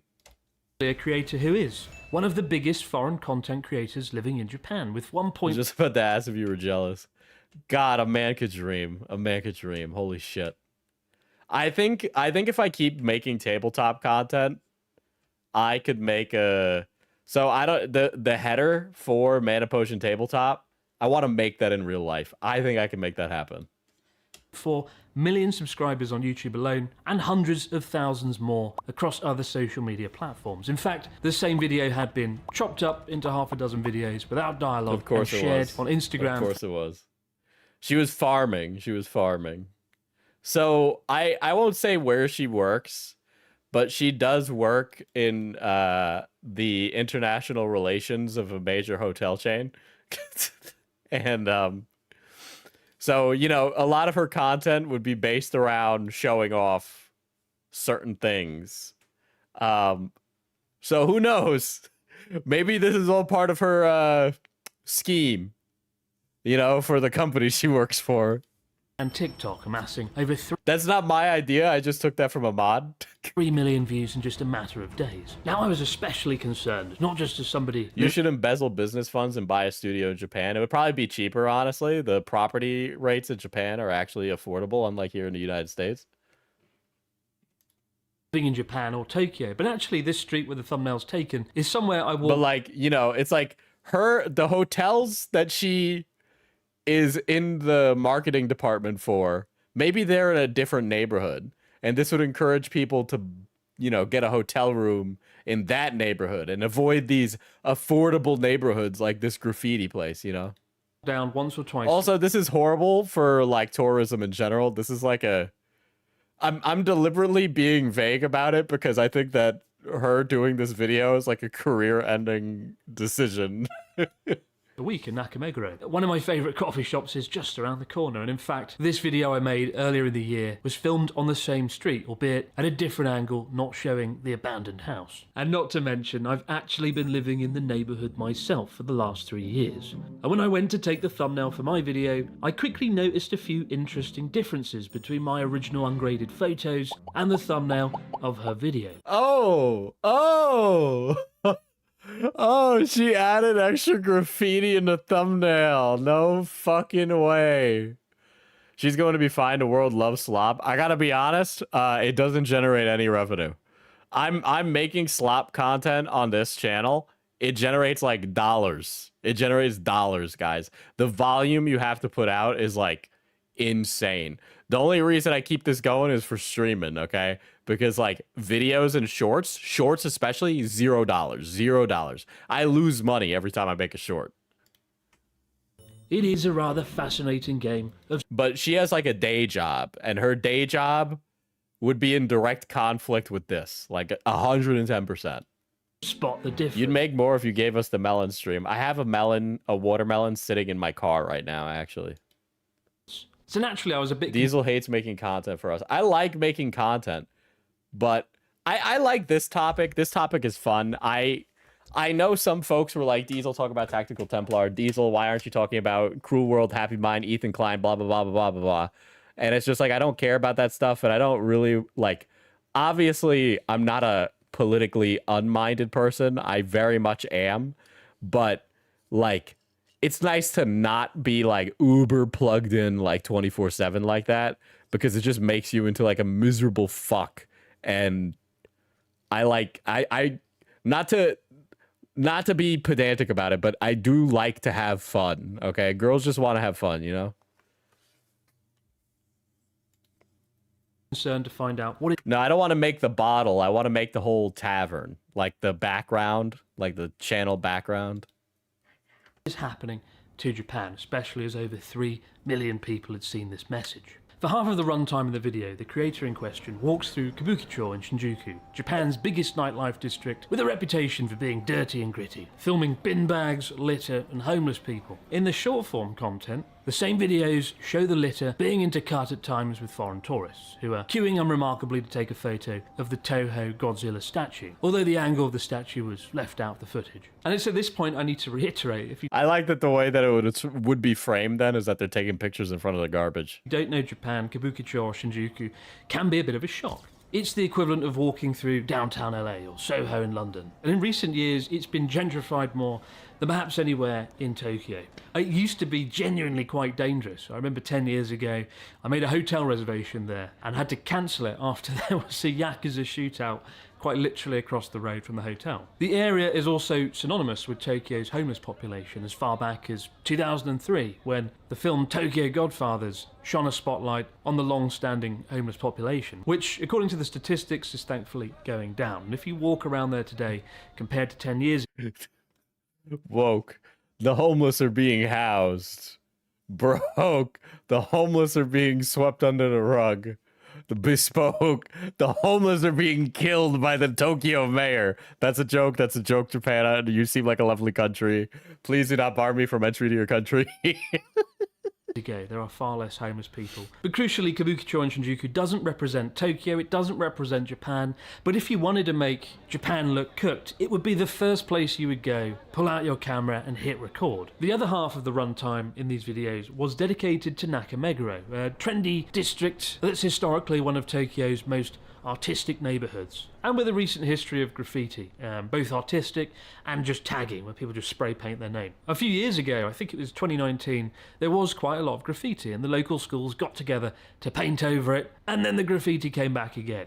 But when Japanese TV made a video on it, interviewing locals, interestingly, they didn't intercut it with shots of Asia's biggest nightlife district and call it What is Happening to Japan. They called it Residents Express Discomfort at 37 graffiti sites found around Nakameguro Station. And maybe that's why, despite having twice the number of subscribers, they only got 100,000 views, instead of almost 500,000. Silly traditional media. Honestly, for her channel size, she really is not pulling numbers. Like, Oriental Pearl is making, like, a pittance of views, dude. attempting to present news in an objective manner in 2025. And so at this point you might be thinking, okay, right, so what's happened to Japan? What happened next? Now lean in, come closer, come over. That was it. That was literally it. In a country of 120 million people, they were all cooked because of some bin bags in a red light district and some spray paint on a wall down 6 or 7 streets. See, I mean, he's definitely like, he's reiterating what I said earlier, where it's like she's extrapolating this small section to a much larger like thing, right? Where it's like, so this is a little place in Japan versus the whole of Japan. Capital city. And while the YouTube video was 15 long, stupid minutes I'll never get back, it was the short form content that really concerned me. We live in a scary time when more people now than ever before learn things about countries and cultures from 30 to 60-second videos without context, and where the more sensationalist the videos are, the more you will be rewarded for it. People are angry, both in Japan and around the world at the moment, and this video, or these videos, seem to be exceptional rage bait that made a lot of people angry. Without any exposition on TikTok... He re-recorded that line. I hear you, Chris Abroad. I almost called him Chris the Narc. I heard you re-record that line and then match the audio in post. Instagram, YouTube... I recognize... I have elite ball knowledge, sir. YouTube Shorts, they showed a series of awful images in a densely populated area. And if you look at the comment sections, particularly on those... See, like... Isn't it interesting? Isn't it interesting that the Japans are like... The comments are like... Thanks, foreigners. Ruin it for everyone else who love to go to Japan. They treat foreigners as a collective. I've been through something like this about 20 years ago. I hated it then. I hate it now. I didn't know that Japan has diversity. Graffiti writings on the wall. American African influence. It's collapsing like everywhere else in the world. The barbarian gaijin do the graffiti. Is this Akihabara? Don't you know? That's called cultural enrichment. Mass immigration is what's happening in Japan. It needs to stop. I don't think that these things are a coincidence. In fact, dead internet theory, these are bots paid for by the CCP. Populated area. And if you look at the comment sections, particularly on those shorts, you more like Japanistan is crazy. Holy shit. See the most vile hate. Black American youth started those graffitis until it spread throughout the world. We've been doing graffiti since before the concept of an African American was even a thing. Hateful, angry comments that you can find.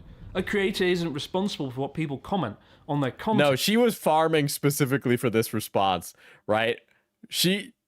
In this case, I would argue I would be meaner. She is responsible, but Chris is doing the thing where he's like, I'm trying not to get involved in the drama and respond to it, right? Where she is trying to farm engagement.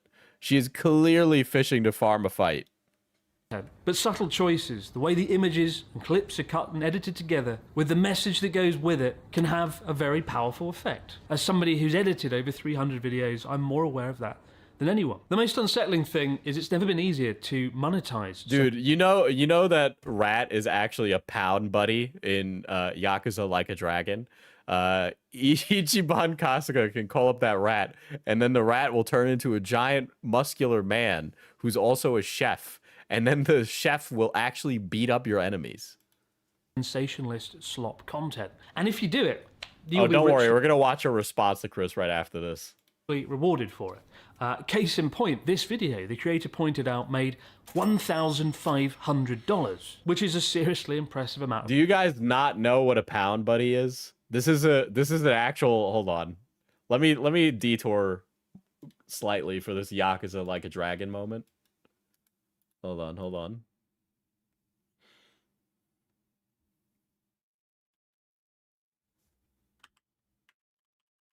Like a Dragon. Pound mates, not a pound buddy, a pound mate. Here we go. Who's the first? Oh my God, Gary Buster Holmes.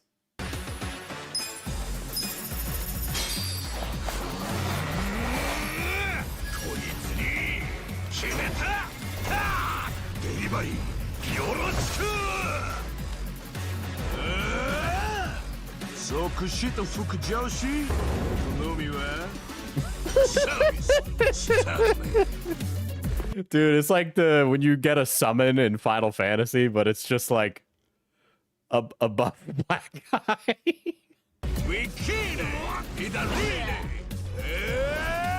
This was the one I had in my mind when I was talking about the Ratatouille. Oh, we'll go to the jerk off guy. I'll show you the jerk off guy too.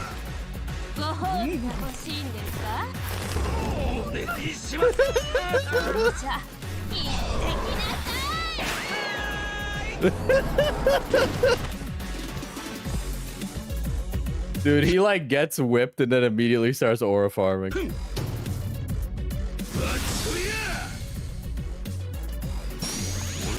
Dude. That's fire. That's fire. There's also a lobster that's a pound mate. Money for going around filming some bin bags and some spray paint in a video that would have taken a matter of hours to record. And this is one of the things... I think I need to play Yakuza. I think you should. You should start with Yakuza 0, or if you want the recent stuff and you like turn-based games, you should play Yakuza Like a Dragon. Things that worries me the most, the monetization of slop sensationalist content. That's one thing I want to discuss a little bit later on. It's at this point I thought, look, just don't say anything.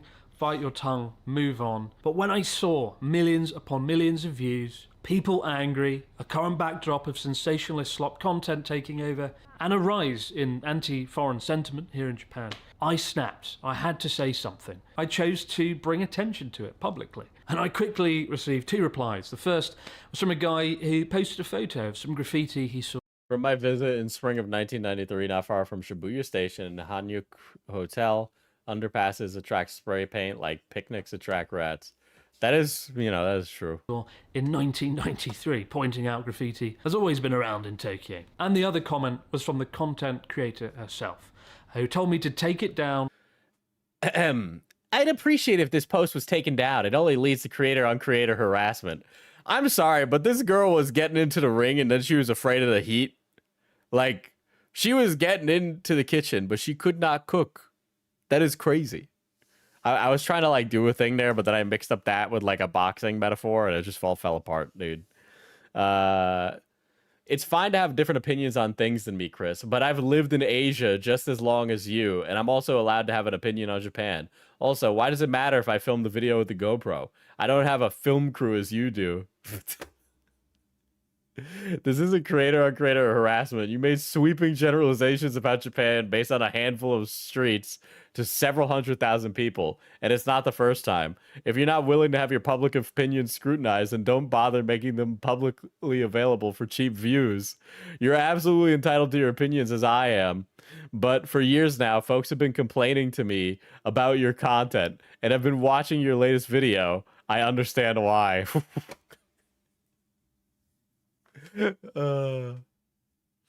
Yeah, I mean, Chris is just spot on here, you know. Like I had said, and like it's very clear in that video, she's making sweeping generalizations about the entire country.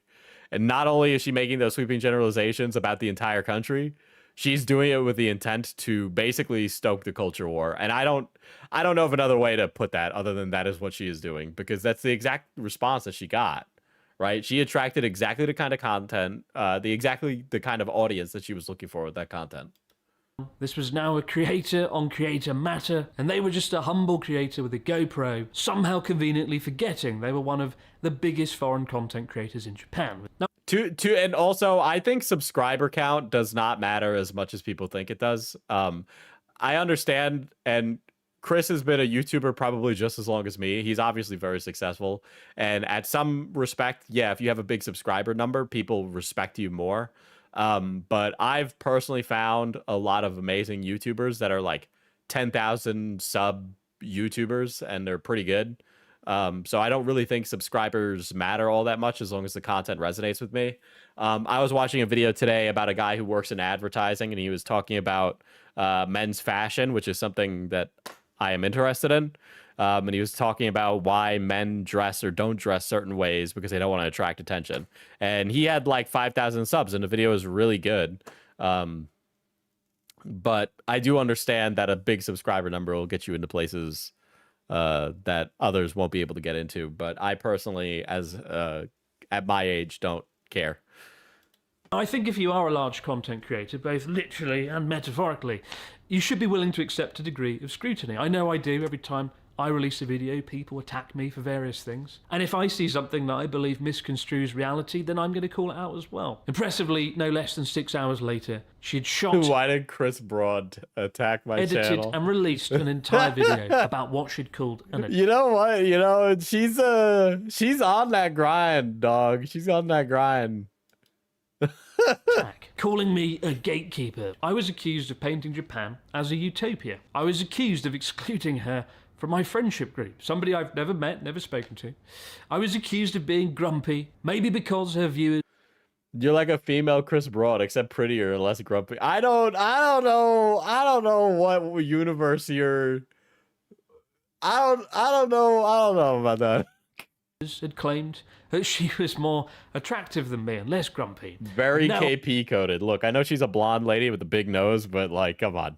I'm not making this up. This is actually a real video. And finally, I was... She's not prettier. Yeah, I think Chris Broad is hot.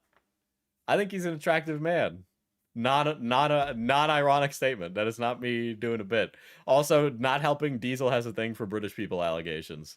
Called the C word, just to add the cherry on top. It is, ironically, one of the most bizarre, personal, rambling attacks that I've ever had. And I can't think wait. it is I can't wait. Really pointless. It degrades any sort of debate or conversation. And it's the least important thing that I want to talk about today. And for some clarity, I really don't dislike this person. I dislike their content, not just this video, but some other videos, which are... I don't know. When you say like... my idea is like when you say you don't like a YouTuber's content, more often than not, you're just kind of saying that you don't like the person. It just seems to be what it is. And I think for a lot of people, you know, gun to their head. I'll discuss. I know I can be sarcastic and silly, but I'm genuinely not a malicious person. I quite honestly wish her well. And I ask you if you... He's being really adult about this right now. Disagree with her? If you disagree with... He's being really adult about this right now. He could literally like suplex her to the ground. This video did like over 3 million views. He bodied her. Me, that you always comment in a respectful manner and don't share any hatred online. There's already enough of that going around. And I'm making this video for 2 reasons. Number one, there are much bigger issues in play here around content creation, around Japan, and I want to discuss those.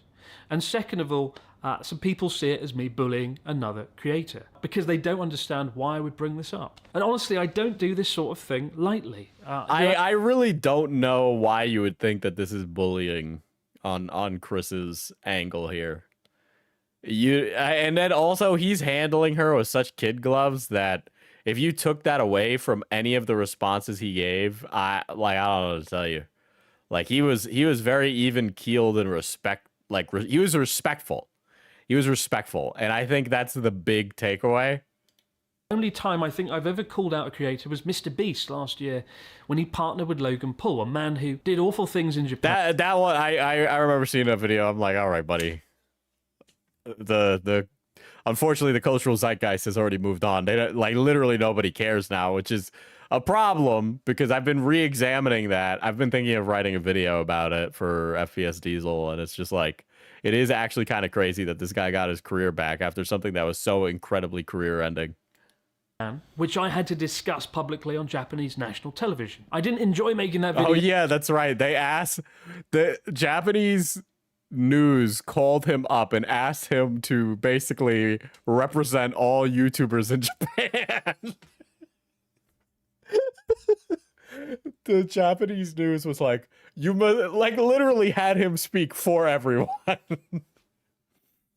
Or the attention or scrutiny it brought me. I hate myself sometimes, that I can't keep my mouth shut on certain things. But when you feel something is profoundly wrong in here, you have to talk about it. I've held my tongue previously on other content that this creator has produced. A few years ago, a friend showed me a clip of a video in which the same person walked through an economically deprived part of Tokyo filming homeless people under the guise of showing the real Japan, filming the most vulnerable people in society and posting it online. Like, I've had Japanese friends tell me this sort of stuff makes them feel uncomfortable. Beyond that, it sort of portrays Japan as this magical place where there's a barrier between us, where if you speak Japanese, they will bounce around, they will scream and shout, it will cure depression, as if the entire country is one big social experiment waiting to be exploited. Yeah, those videos where a guy is like, white guy in China speaks perfect Chinese and it shocks the people there. It's like pretending, just the whole concept of pretending to not speak the language of the country you're in, just to like debate people when they start talking smack about you in like what other like language is just like, what are you doing? Like, you're just like complicating a social interaction when you could interact with the person on a level where you can both understand each other, but you're deliberately obfuscating that for content is kind of strange. It's very pre-Harambe content. We're in a post-Harambe world, guys, okay? I worry in an era of nuisance content creators coming to Japan doing things that are unspeakably bad. They might see this sort of content and go, wow, you get White woman in Boston speaks perfect Spanish. $1,500 for that. Maybe start to wave cameras around in the faces of homeless people, potentially leading to even more nuisance content. And when the cost of making such content is nothing, but the profits are extraordinary, the only real thing stopping you from doing that is morals. And as we've seen time and again with streamers in Japan, morals are often in short supply. And coupled with the fact there's rising anti-foreign sentiment in Japan... Kikan_the_Swede celebrates 18 months of membership, Pookie accepting his bisexuality. Also, watermelon emoji, stream when. Men just can't call other men hot, dude. It's crazy. Japan. It makes me concerned and uncomfortable. So what are the real issues facing Japan? Asian man in Toronto speaks perfect Wagwan. Konnichiwa, Mina Slimes. Top left. That's gonna be my like new tick, dude. What is happening to Japan? In the last few weeks, I've been travelling around the country, filming videos. I've been to Sendai, Nagano, Nagoya, Gifu, Okinawa, and spending time with the locals out there, talking Konnichiwa, Guan. Konnichiwa, Guan, Mina Slimes. with them, hearing their concerns. I can assure you, none of them care about a fucking bin bag in Shinjuku. Do you think Harambe knew that him dying would eventually bring the election of Mamdani? Like it was an Avengers moment? Well, I thought we were us. of the opinion that Harambe caused Gamergate, which caused the election of Donald J. Trump, current president of the United States. Which also, I mean, when you think about it, Trump is kind of the reason that Mamdani is mayor of New York City, you know? Bumboklat baka. Or some spray paint on a wall in Nakameguro. The two most notable things are depopulation and a cost of living crisis. And funnily enough, while this stuff was happening, I was on an island. Have you guys seen that video where there's like this he's like a rapper, or like he was talking and he was in Japan and he was like doing an interview on like the red carpet, and then one of the reporters behind him who didn't understand him thought he was rapping, and so she just started like going, but she couldn't understand he was just speaking because she doesn't speak the language. In Okinawa, interviewing the locals on how depopulation has affected their island, where once there were hundreds of people, today there are 50, and this has obviously affected island life. And quite honestly, I would much rather be editing that video than talking about this. But it will take me weeks to edit that video and do the islanders' story justice.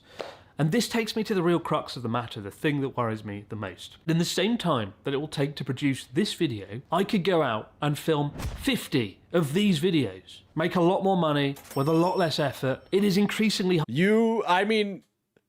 I think you severely overestimate the amount of money that she's pulling in. I don't think that she's pulling in an obscene amount of income from those videos, honestly. She's probably pulling in a decent amount, but like not a earth-shattering amount. Granted, yes, your videos are highly expensive. The cost to produce an Abroad in Japan video must be insane. The labor cost when alone. you're producing videos to a higher standard, when you have to fact check everything. The creator of this video claimed it That was the thing. My math teacher went to Japan and they thought he was a rapper. God, I could only be so lucky.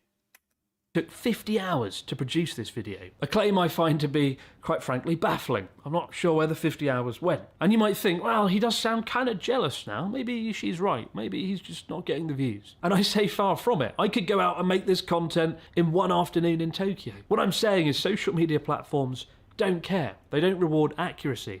They don't reward nuance or objective reason. They reward clicks. Well, you know, don't worry, Chris. You show that share price of Meta. One day we will be sitting here on stream where the bottom falls out from under us and they unplug the internet because the same 7 companies can't keep giving each other billions of dollars back and forth. They reward attention. It might work. Just say you're Bad Bunny.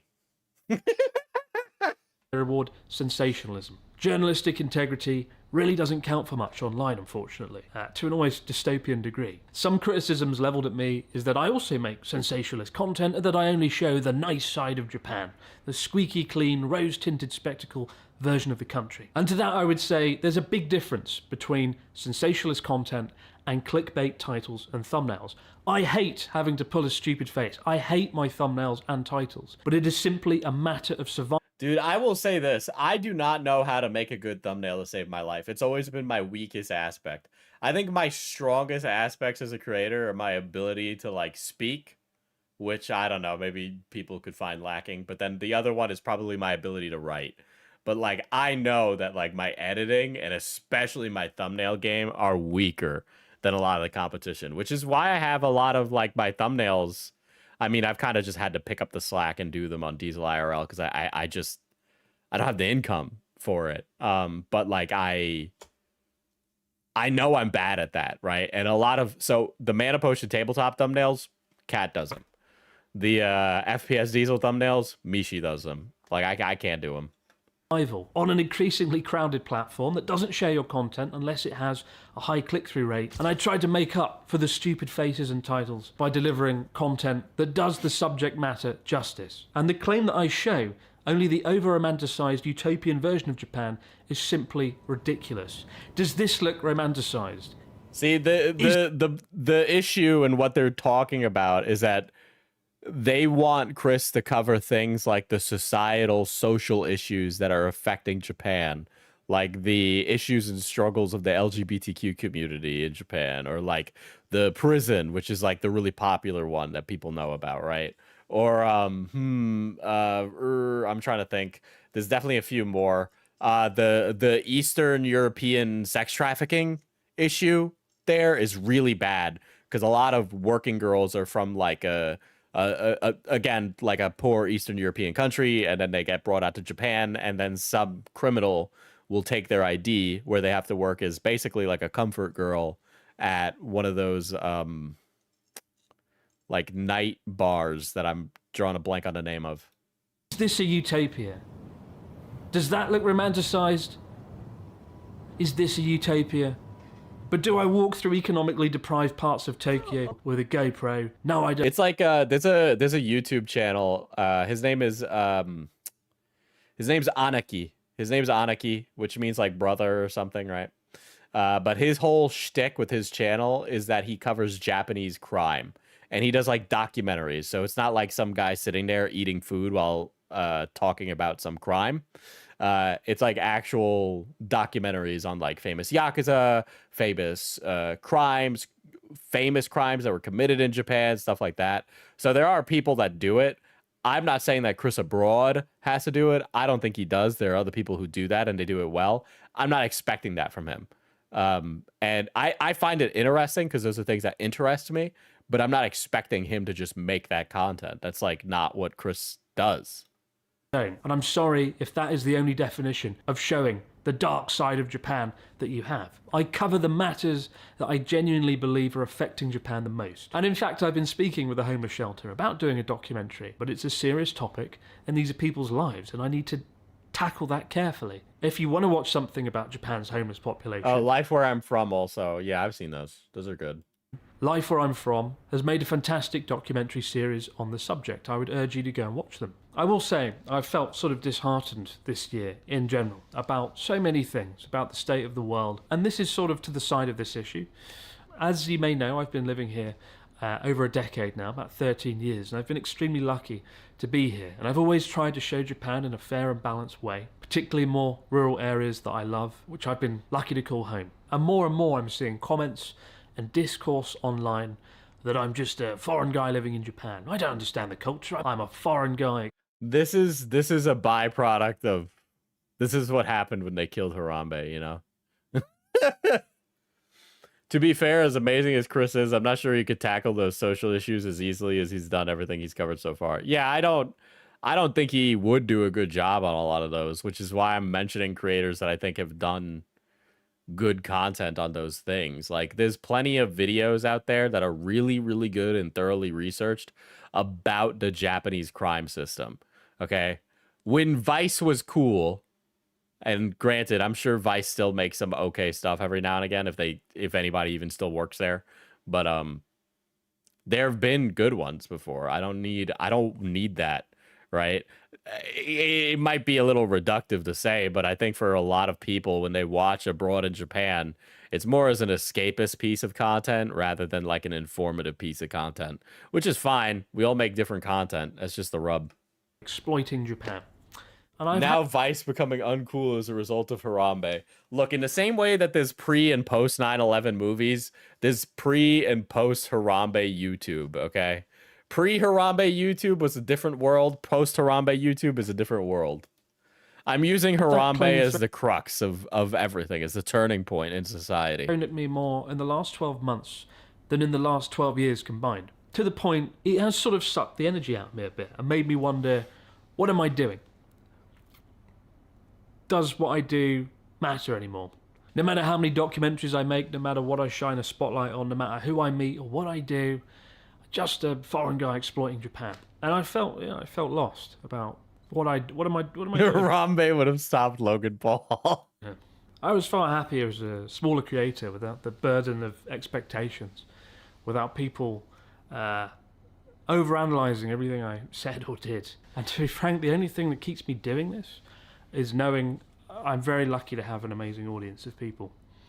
I know you're not just numbers on a view count, you're actually real people, and I'm very grateful I've got to meet so many of you. I sort of need to know Vice becoming uncool is indeed a result.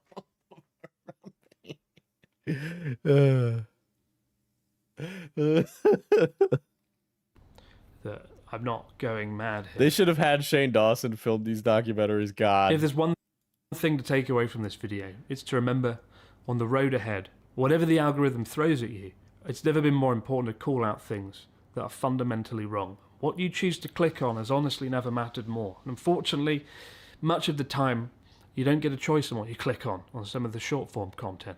We can look at the awful things that are curated for us on screen and accept that as reality, or we can go out into the world and... It's a lot harder to produce content that isn't negative. It just is.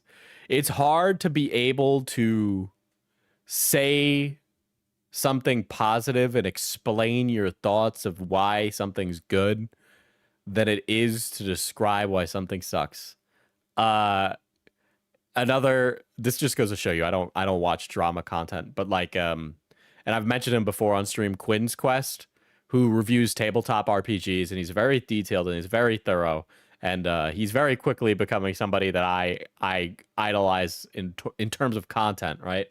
But Quinn has built up the ability to, through years of being a critic, by the way, has been able to build up this ability to explain in ways with detail how he likes something. And it is very clearly way harder to do that. And it is very hard to make that and then make people listen to you. Make sense of it for us. The annoying part of her video is that she's just showing the dark side of Japan, but all of her examples are pedantic and not actual problems with Japanese society or government. Yeah, that's true too. Ourselves, but we must remember the bigger picture, because if we don't, I think bad things are going to happen beyond this. I don't want to be negative. Dude, YouTube shorts are actually why Dude, Adolf Hitler, commander of the Fourth Reich, is gonna return, and it's all because of Harambe dying, dude. But I have to speak my mind, otherwise what's the point of it all, right? And the good news is I'm looking forward to getting back to many wonderful videos that I've... So this was a very, very evenly keeled video, very adult way of talking about it. He even addresses his own position in this and if what he does is ethical at all. I'd argue it is. But, you know, it's something that he questions, which I think is a reasonable thing to do. And I think all YouTubers do that in some respect. If you're not like a psychopath who's completely disconnected socially from the world, then yeah, I think you'd think those questions that Chris thinks, right? Because you think about like what role your content plays in the grand scheme of how people respond to that content on the internet. I think about it. We all think about it. I think that's how you grow and how you become better at doing what you do, is if you're able to examine it and figure out what's the good parts of it and what's the bad parts of it. Obviously, she responds to this in a very bad way and apparently just mauls about Chris, so we will take a gander at that. Hey, it's Anming here from the Oriental Pearl channel. I am so sorry. I'm not prepared to make a video today. I didn't expect to be making a video. I actually find it kind of impressive that she was able to put out a video like that and then couldn't put her foot down. I hope it makes... Speaking of people I don't like, Crispy's Tavern. You know, that you guys can get this... This kid who runs this drama channel that is like lampshading itself as a D&D channel, he's going to get in drama. And I am going to be there throwing my twirlers around, okay? Story of what's going on. This video was released before Chris released his. October 16th, 2025. What the fuck? This was released before Chris released his. Holy shit. Dude, she was hopping on that shit real early for the grift, dude. If she had waited a little longer, she would have got a little something something. Shot in the last few days on an island with Natsuki. No, he's doing a video about this drama with Oriental Pearl and abroad in Japan. He started with board game drama, now he's commentating Too Close to the Sun. Yeah, he was taking Stolen Valor for Lio Convoy, and I don't even know what to tell him other than that he is so out of his depth. So, this has been bothering me for probably about 5 years or more, just in the back of my head. I thought I was just imagining things. I thought that... The thing, and the reason Crispy is doing this, and maybe he would say otherwise, but I very much don't care about his opinion. I think he would say that he's doing it because it's stuff that he's interested in, and that very well may be the case, but it does very much come off like he did a drama video, saw it was successful, and now he's riding that as hard as he possibly can. But I see a lot of Lewis McClung in his behavior, and I do think that chicken is going to come home to roost when he decides to bite off more than he can chew. And I do think that will come. Ethan Hassan Destiny claims everyone, and if he does, it will come for him. Another creator, a channel called Abroad in Japan. I thought he really, really didn't like me, and we've never met or anything. It just... I don't know, if just because you're two big creators doesn't mean you're destined to meet. What? Seems like the bigger my channel has gotten, the more animosity there's been. It just took a few hours ago. It's very clear that she's farming a specific kind of audience too, so I don't know why she's acting or feigning ignorance with that when it's very obvious that she is. Like, you'd have to be dumb, okay? I was walking around the supermarket getting dinner ready for my husband, and I'm checking on Facebook because I'm old school and I still use an iPad. And I found... Because I'm old school, still use an iPad? What are you talking about, lady? How old are you? What are you, 40? What are you talking about? Why are you talking like that? Found this post. All right, auntie. I know I called you a chopped auntie in the thumbnail, but I didn't know that was just correct. From Abroad in Japan. The sensationalist Japan content... Oh my god. ...is getting out of hand. While with some graffiti on it in Shibuya doesn't mean...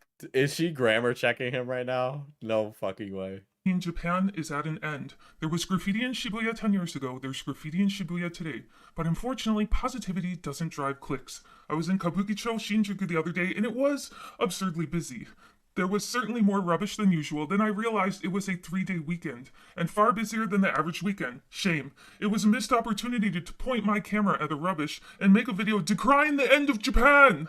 Now stop reading this. Every minute online is time better spent rummaging around Asia's biggest red light district with a GoPro looking for dirt. There's some serious ad revenue to be made, folks. As a millionaire is telling me I'm making too much money, here's an actual snapshot of that. Hey, that's pretty good, dude. I'm not even gonna lie. It's definitely not like earth-shattering income, which is what I said. 1.5K on 500K views is pretty good, though. Your ad rate must be pretty fucking high. Travel content generates higher income per view. Drama content generates very low income per view. I can tell you that. Revenue from the video, which is far below my average because most content is sponsored. And I 1.5K is pretty fucking choice, dude. This one as a passion project because I saw a lot of changes in my neighborhood. There's a lot I saw a lot of changes in my neighborhood. Guys, these are, I don't want to say these are dog whistles, but these are dog whistles. Problems with this post other than just being malicious, unnecessary. I asked him to take it down. It's still up. Is it unpopular of me to say that they are low-key both self-righteous nerds? There's definitely a little bit of a pompousness in what Chris is saying, but then also in the same respect, I can't help but agree with his opinion. It is just correct. Like, she is very clearly doing it for attention rather than anything else. The other day is my honest opinion, and anyone... As someone who lives in Japan, this woman seems like she's just grifting. Well, iNut is certainly a certified Japaner.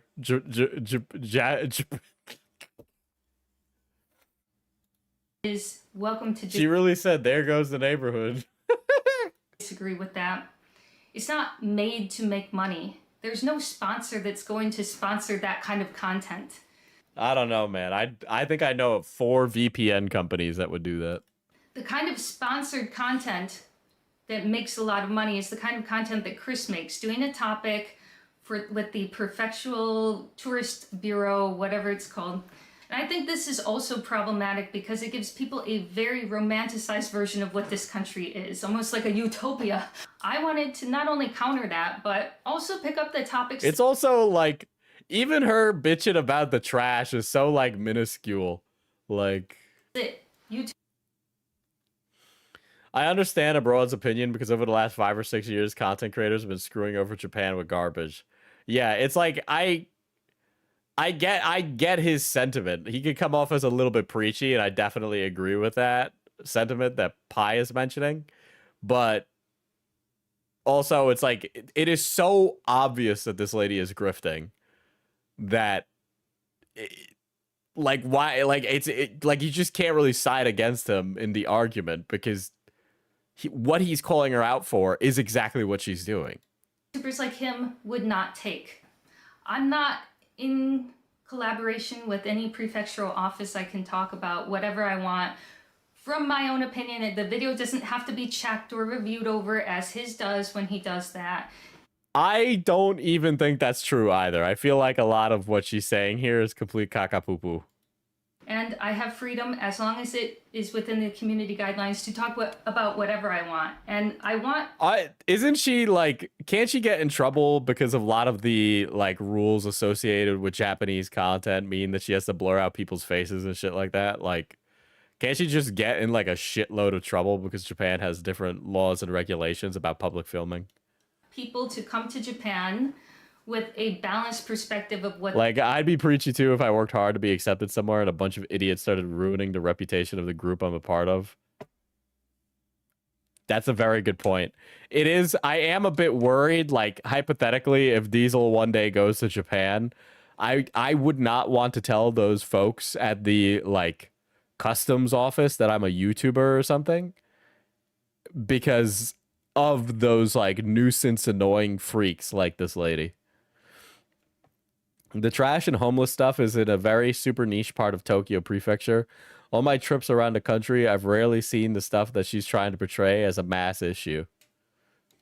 The country actually is not come here. I'm not surprised. The things she's talking about seem like she was like going out of her way to find them.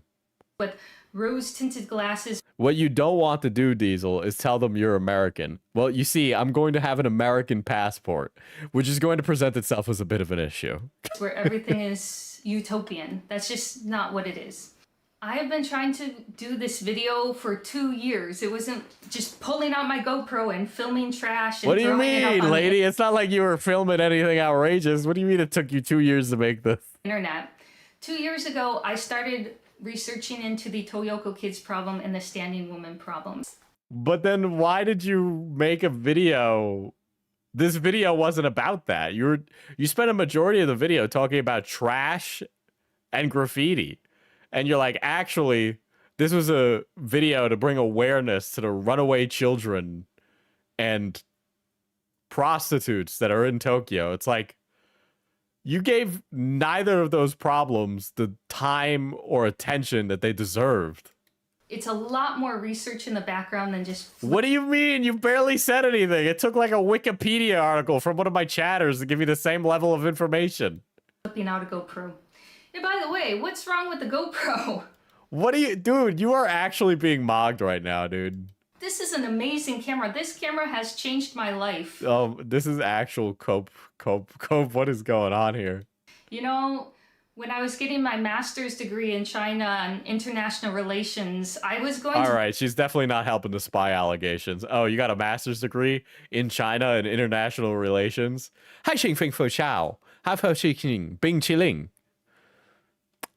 That was her activation code. You guys just wouldn't get it. become a diplomat, but I feel like this changed my life for the better. Okay, I'm really starting to think she might actually be like on the take for government now. Diesel, that was so racist. So it was an autistic tick. More influence than I ever would have had as a diplomat just doing YouTube. And when you cover topics like this, it's okay for people to disagree, but it's not okay to lash out. Chris, that would have been a great video talking about... Where is she from? The great country of China. How you think that... She's best friends with Xi Jinping. All the... I'm not a spy, says the woman who is a diplomat in international relations. Sensational content about the Japanese economy not being good, the graffiti or foreign immigrant problem. These will be like, I speak Japanese. Bing bong bow bow. Oh. Chat, I don't know why I said that. It just came out. All right. When I go for my run as mayor of New York City, I'll make sure to apologize with post haste. Not being good. You can counteract that and make a video stating your own opinion. It didn't have to be done in a Facebook post like that. That was just malicious. She's like actually saying you didn't need to do that in a Facebook post. You could have done it in a video. Is she hostile and ill-willed? But the post is still up. I truly find Did she say immigration problems? Hold on. At that and make a video stating your own opinion. It didn't have to be done in a Facebook post like that. That was just malicious, hostile, and ill-willed. But the post is still up. I truly find Chris's commentary about my channel to be a double standard and hypocritical. I think it comes more from being territorial about who has the right to film in Japan than it does about the actual things that I film. One of his favorite YouTubers is literally bald and bankrupt.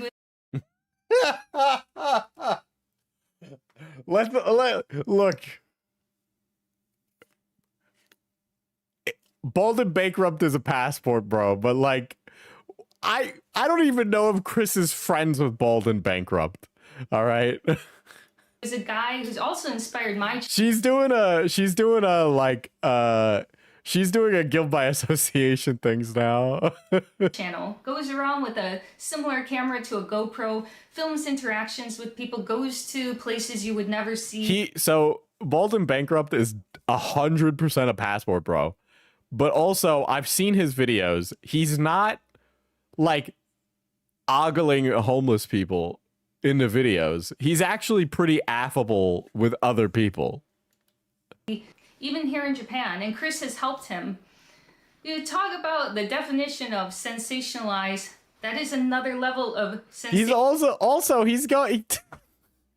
Bald and Bankrupt also speaks the language usually in all the places he goes to.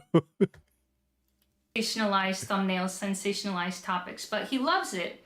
I don't think he really has a problem with the topics I choose. I think he has a problem with me. And this goes back to what is a passport bro real quick? Guys who fly to like poorer countries and then sleep with women, and the women sleep with them because they think they'll be able to basically bag a man and get out of their current economic conditions.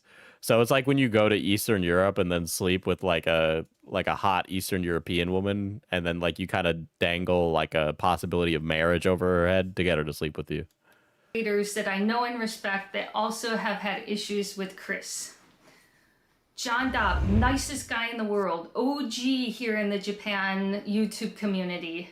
It was no more than a few years ago that Abroad in Japan jumped on Twitter in the middle of the night to dump on John's content out of the blue for no reason. If you have a problem with John, there's something wrong with you. There's seriously something. I literally actually don't know what the beef is between him and this other guy. Something wrong with you. Perhaps there is legitimate beef, or perhaps there's not. I would imagine there could be, but in the wrong there, which I think he realized, and that's why he deleted the Twitter post later. But maybe he realized, maybe he reconciled, maybe they, made good. You don't know. You're talking about it like you know. I'm sorry, John. Who's John? He's like another fucking Japan tuber. I don't mean to get you wrapped up into this. This is not John's fault. He's not involved. Dude, she's actually just dragging other YouTubers she knows into this too. That's not any better, dude. But there's certain things I feel like need to be said.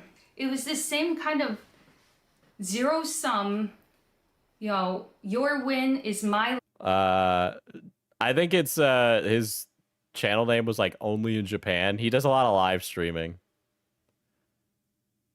Yeah, Only in Japan Go. Something wrong with you. There's seriously something wrong with you. You're in the wrong there, which I think he realized, and that's why he deleted the Twitter post. Well, now you're just dredging up old drama that the two grown men might have like reconciled in private about. Like, what's the point of you doing this other than to like dredge up old bullshit? But I'm sorry, John. I don't mean to get you wrapped up into this. This is not John's fault. I'm sorry, John, who is a nice guy. I'm sorry to get you thrown into this, but also I'm throwing your name into this. He's not involved. But there's certain things I feel like need to be said. It was this same kind of zero sum, your win is my loss, territorial, my Japan, I'm the king of Japan kind of mentality. But to be honest, I've never told anyone this, but I'm gonna tell you something. I think Abroad in Japan is losing the plot here. What are you talking about, lady? Viewers as well. A few years ago, I had a really good month on YouTube. A video just blew up. It changed my life. It made me decide to become a full-time YouTuber. That's a horrible decision. I think you should go back to your day job. Almost 300,000 new subscribers that came to my channel. What is she talking about? He made 2 lukewarm criticisms on Facebook.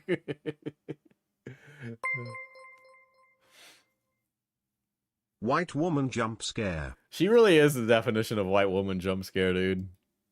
And I never said this publicly, but when I opened up the stats and I saw where those subscribers were coming from, it was your channel, Chris. Who cares? Almost 300,000. Oh yeah, my audience also watches another person who makes Japan content. No shit. People. What do you exist in the same niche of content? What are you talking about? And in the comments section, there were many, many comments that came in like this. You're like a prettier, not grumpy version of Chris Broad. I think the Who Megalal gives a shit? internet was trying to tell Chris something. Then maybe you're being a grumpy bumpy. A grumpy bumpy? There's no way this lady is...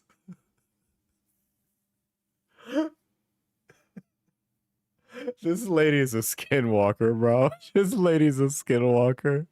There's no fucking way. There's no fucking way. Everybody knows Chris is grumpy. That's like part of his style and charm, right? That's like part of the bit. Okay?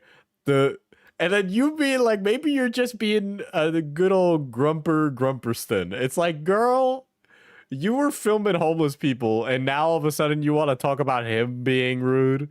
Are we really... Like, he's just British. Thank you. Is it just me? Or maybe you lost the plot a little, and it's... You lost the plot? Dude, he's always been like an English person. coming off bad. It's coming off arrogant. Things that you say It's coming off arrogant. What, you need to provide proof. Provide proof of the hubris of Chris Broad. You need to show me clips of him being like demeaning to people.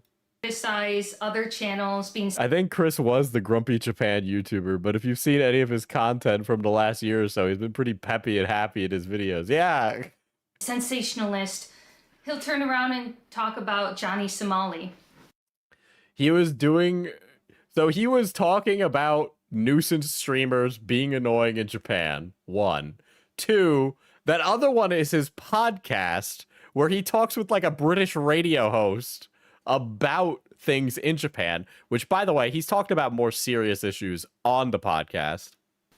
Speaking of sensationalized, though, the Johnny Somali drama and the rude foreigners and this and that,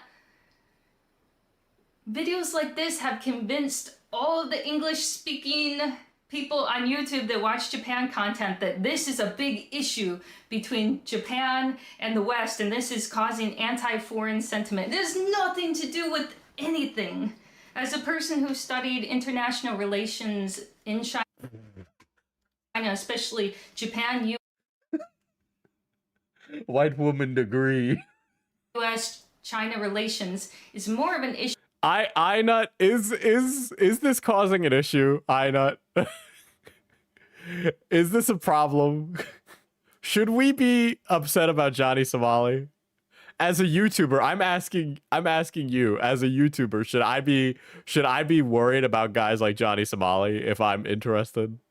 People don't like YouTubers most of the time. Never mind. You basically you have a very good point there. I don't even think I can argue that.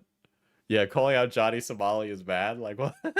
Between China and Japan than it has anything to do with Johnny Somali or any annoying streamer that's ever come here. But hey, you know what?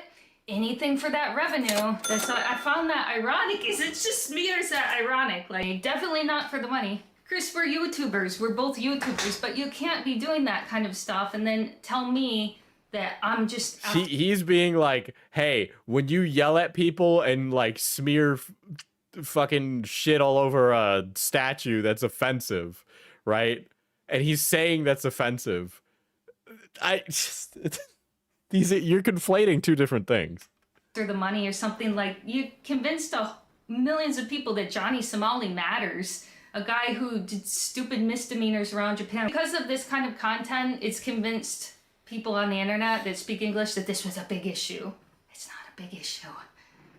Guys like Johnny Somali are bad for a few reasons. And I can tell you this. Listen, I know that you have a degree in international relations, but I have a degree in the school of drama hard knocks, bitch. Okay? So here's the fucking thing, right? The reason that creators like Johnny Somali are an issue is because these guys, 1, make all YouTubers look bad, right? It makes it harder for YouTubers to do what they need to do or make a living, right? 2, right? Because we've seen that with the adpocalypse, right? 2 is that a lot of these guys... She looks like Katie from College Humor. Nah, I think she looks like KP. I think she looks like KP. Two, a lot of these guys, they have young audiences. And one of the things that ends up happening is that these guys do this, and then their audience also does it. They repeat it in real life, right? And, you know, in some respects it's funny, but then in other respects, like, these guys will end up encouraging behavior that is ultimately bad or possibly dangerous for a lot of other people. There's a lot of reasons why a character like Johnny Somali could be bad, right? It's also, we shouldn't be like okaying being a public nuisance. I don't think there's anything wrong with complaining about a guy who is making life for other people difficult. If Johnny Somali is making people feel uncomfortable and other people say, Johnny Somali, you shouldn't make people feel uncomfortable, that's okay. I'm sorry, but I don't trust any degree from China having to do with diplomatic relations of any two countries where one is in Asia. Yeah, Logan Paul was on international news. There was talk of like banning him from Japan.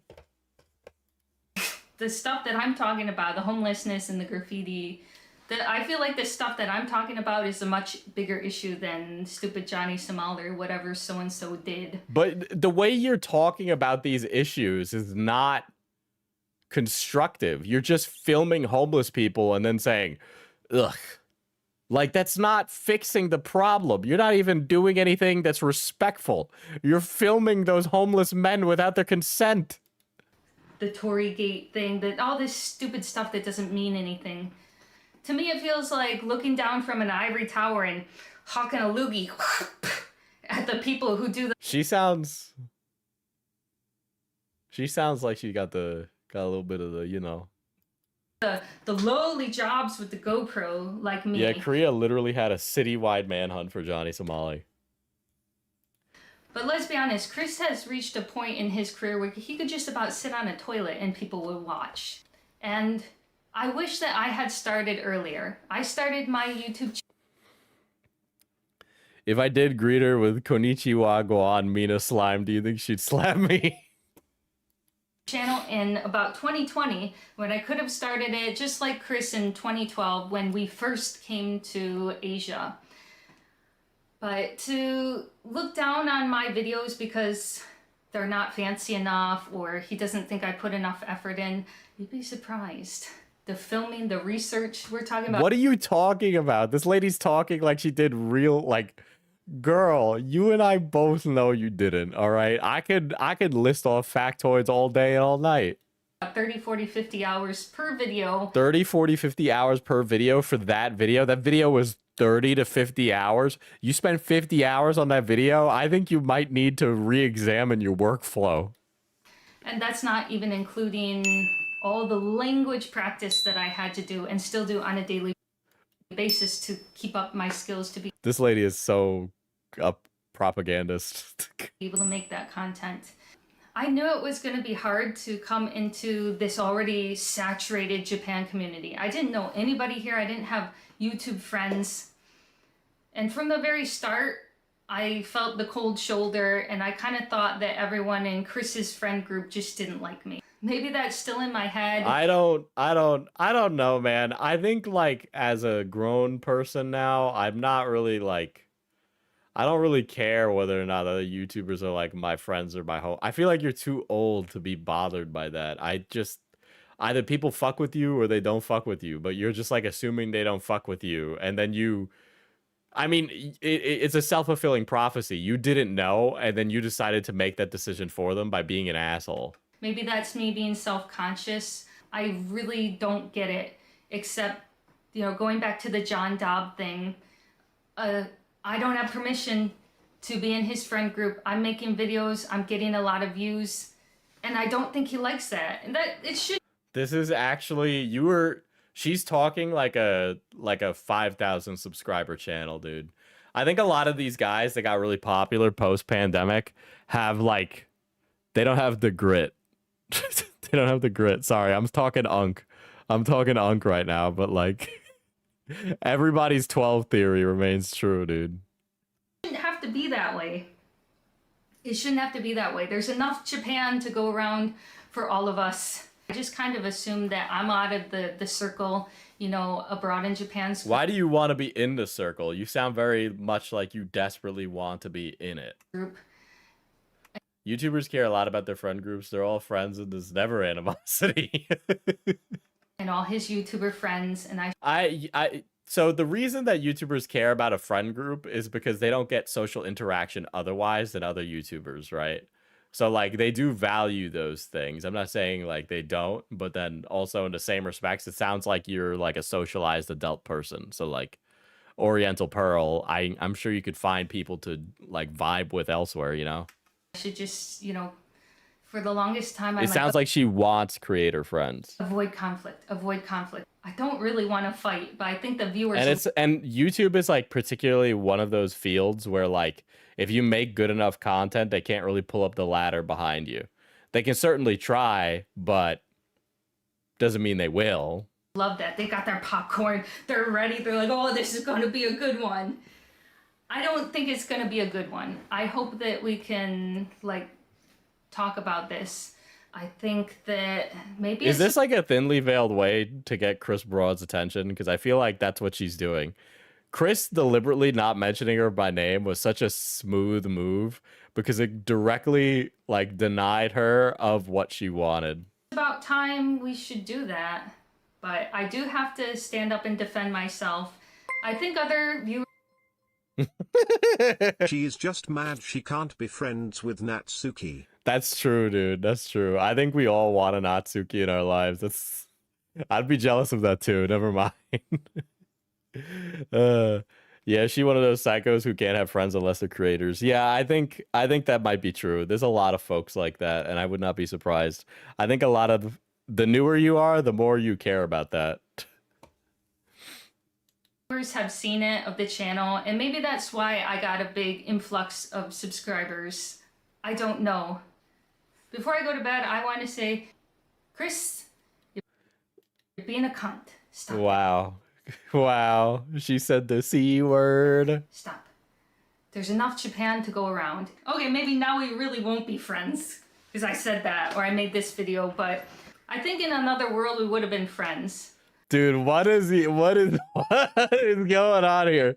There's like a weird energy with this whole like we could have been friends, Chris. We could have been friends. There's a weird energy with this. And it's just unfortunate that there's bad blood for no reason. Maybe this will make... It's not no reason, lady. What are you, stupid? Things better. Maybe it won't. Maybe dude, this lady has like a crush on Chris, dude. That's what I'm thinking. She's like, damn, I wish I had some of that grumpy bumpy. Make it much worse. I don't know. I've never really been in a feud with a creator like this, especially... Dude, she's been dreaming of this day her entire career. Especially a creator that I don't know, but we have a lot of mutual friends and a lot of weird parallels between me and Chris. Chris, you and I are a lot alike, cliche. Are you serious? Chris, you and I have so much in common. We're basically two peas in a pod. I think we're the same exact age. He's getting... Oh my god, dude. Are you kidding me? Really? We're doing this? All right. He married in Japan. I got married in Japan. Oh my god. What is going on, dude?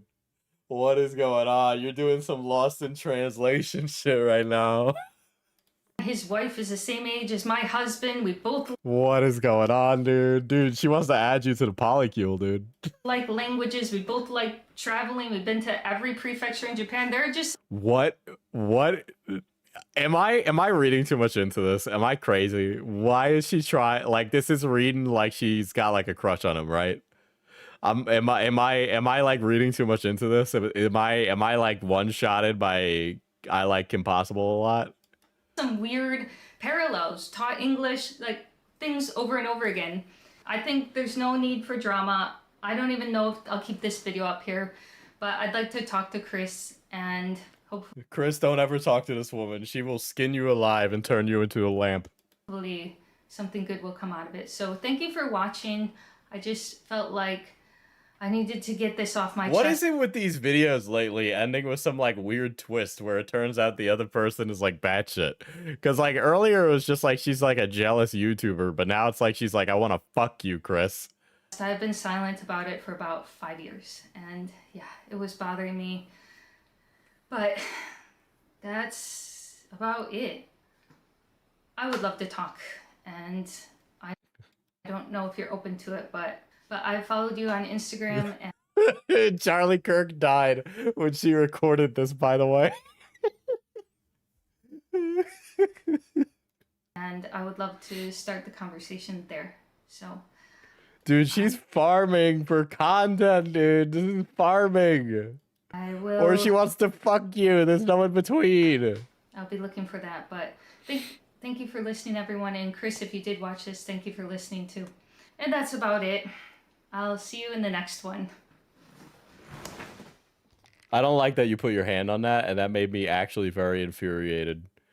Well, that's a... Dude, she got all her greasy little grimy gamer fingers all over the fucking camera lens, dude. I don't like that. I don't like that. I don't like that. Anyway, that sure was a thing. Hear her hands slap the lens. Well, that was a nice little stream tonight. Nice little mix-up. I think it was Cosmic. Cosmic doesn't seem to be in the chat tonight, but thank you for this topic, because I did not know what to stream tonight. Yeah, I'll be back on Thursday. I am busy tomorrow night, so I will be back. I will see you then, chat. So, I don't know what I'm going to cover, but we'll figure it out. We'll figure it out. All right. Later.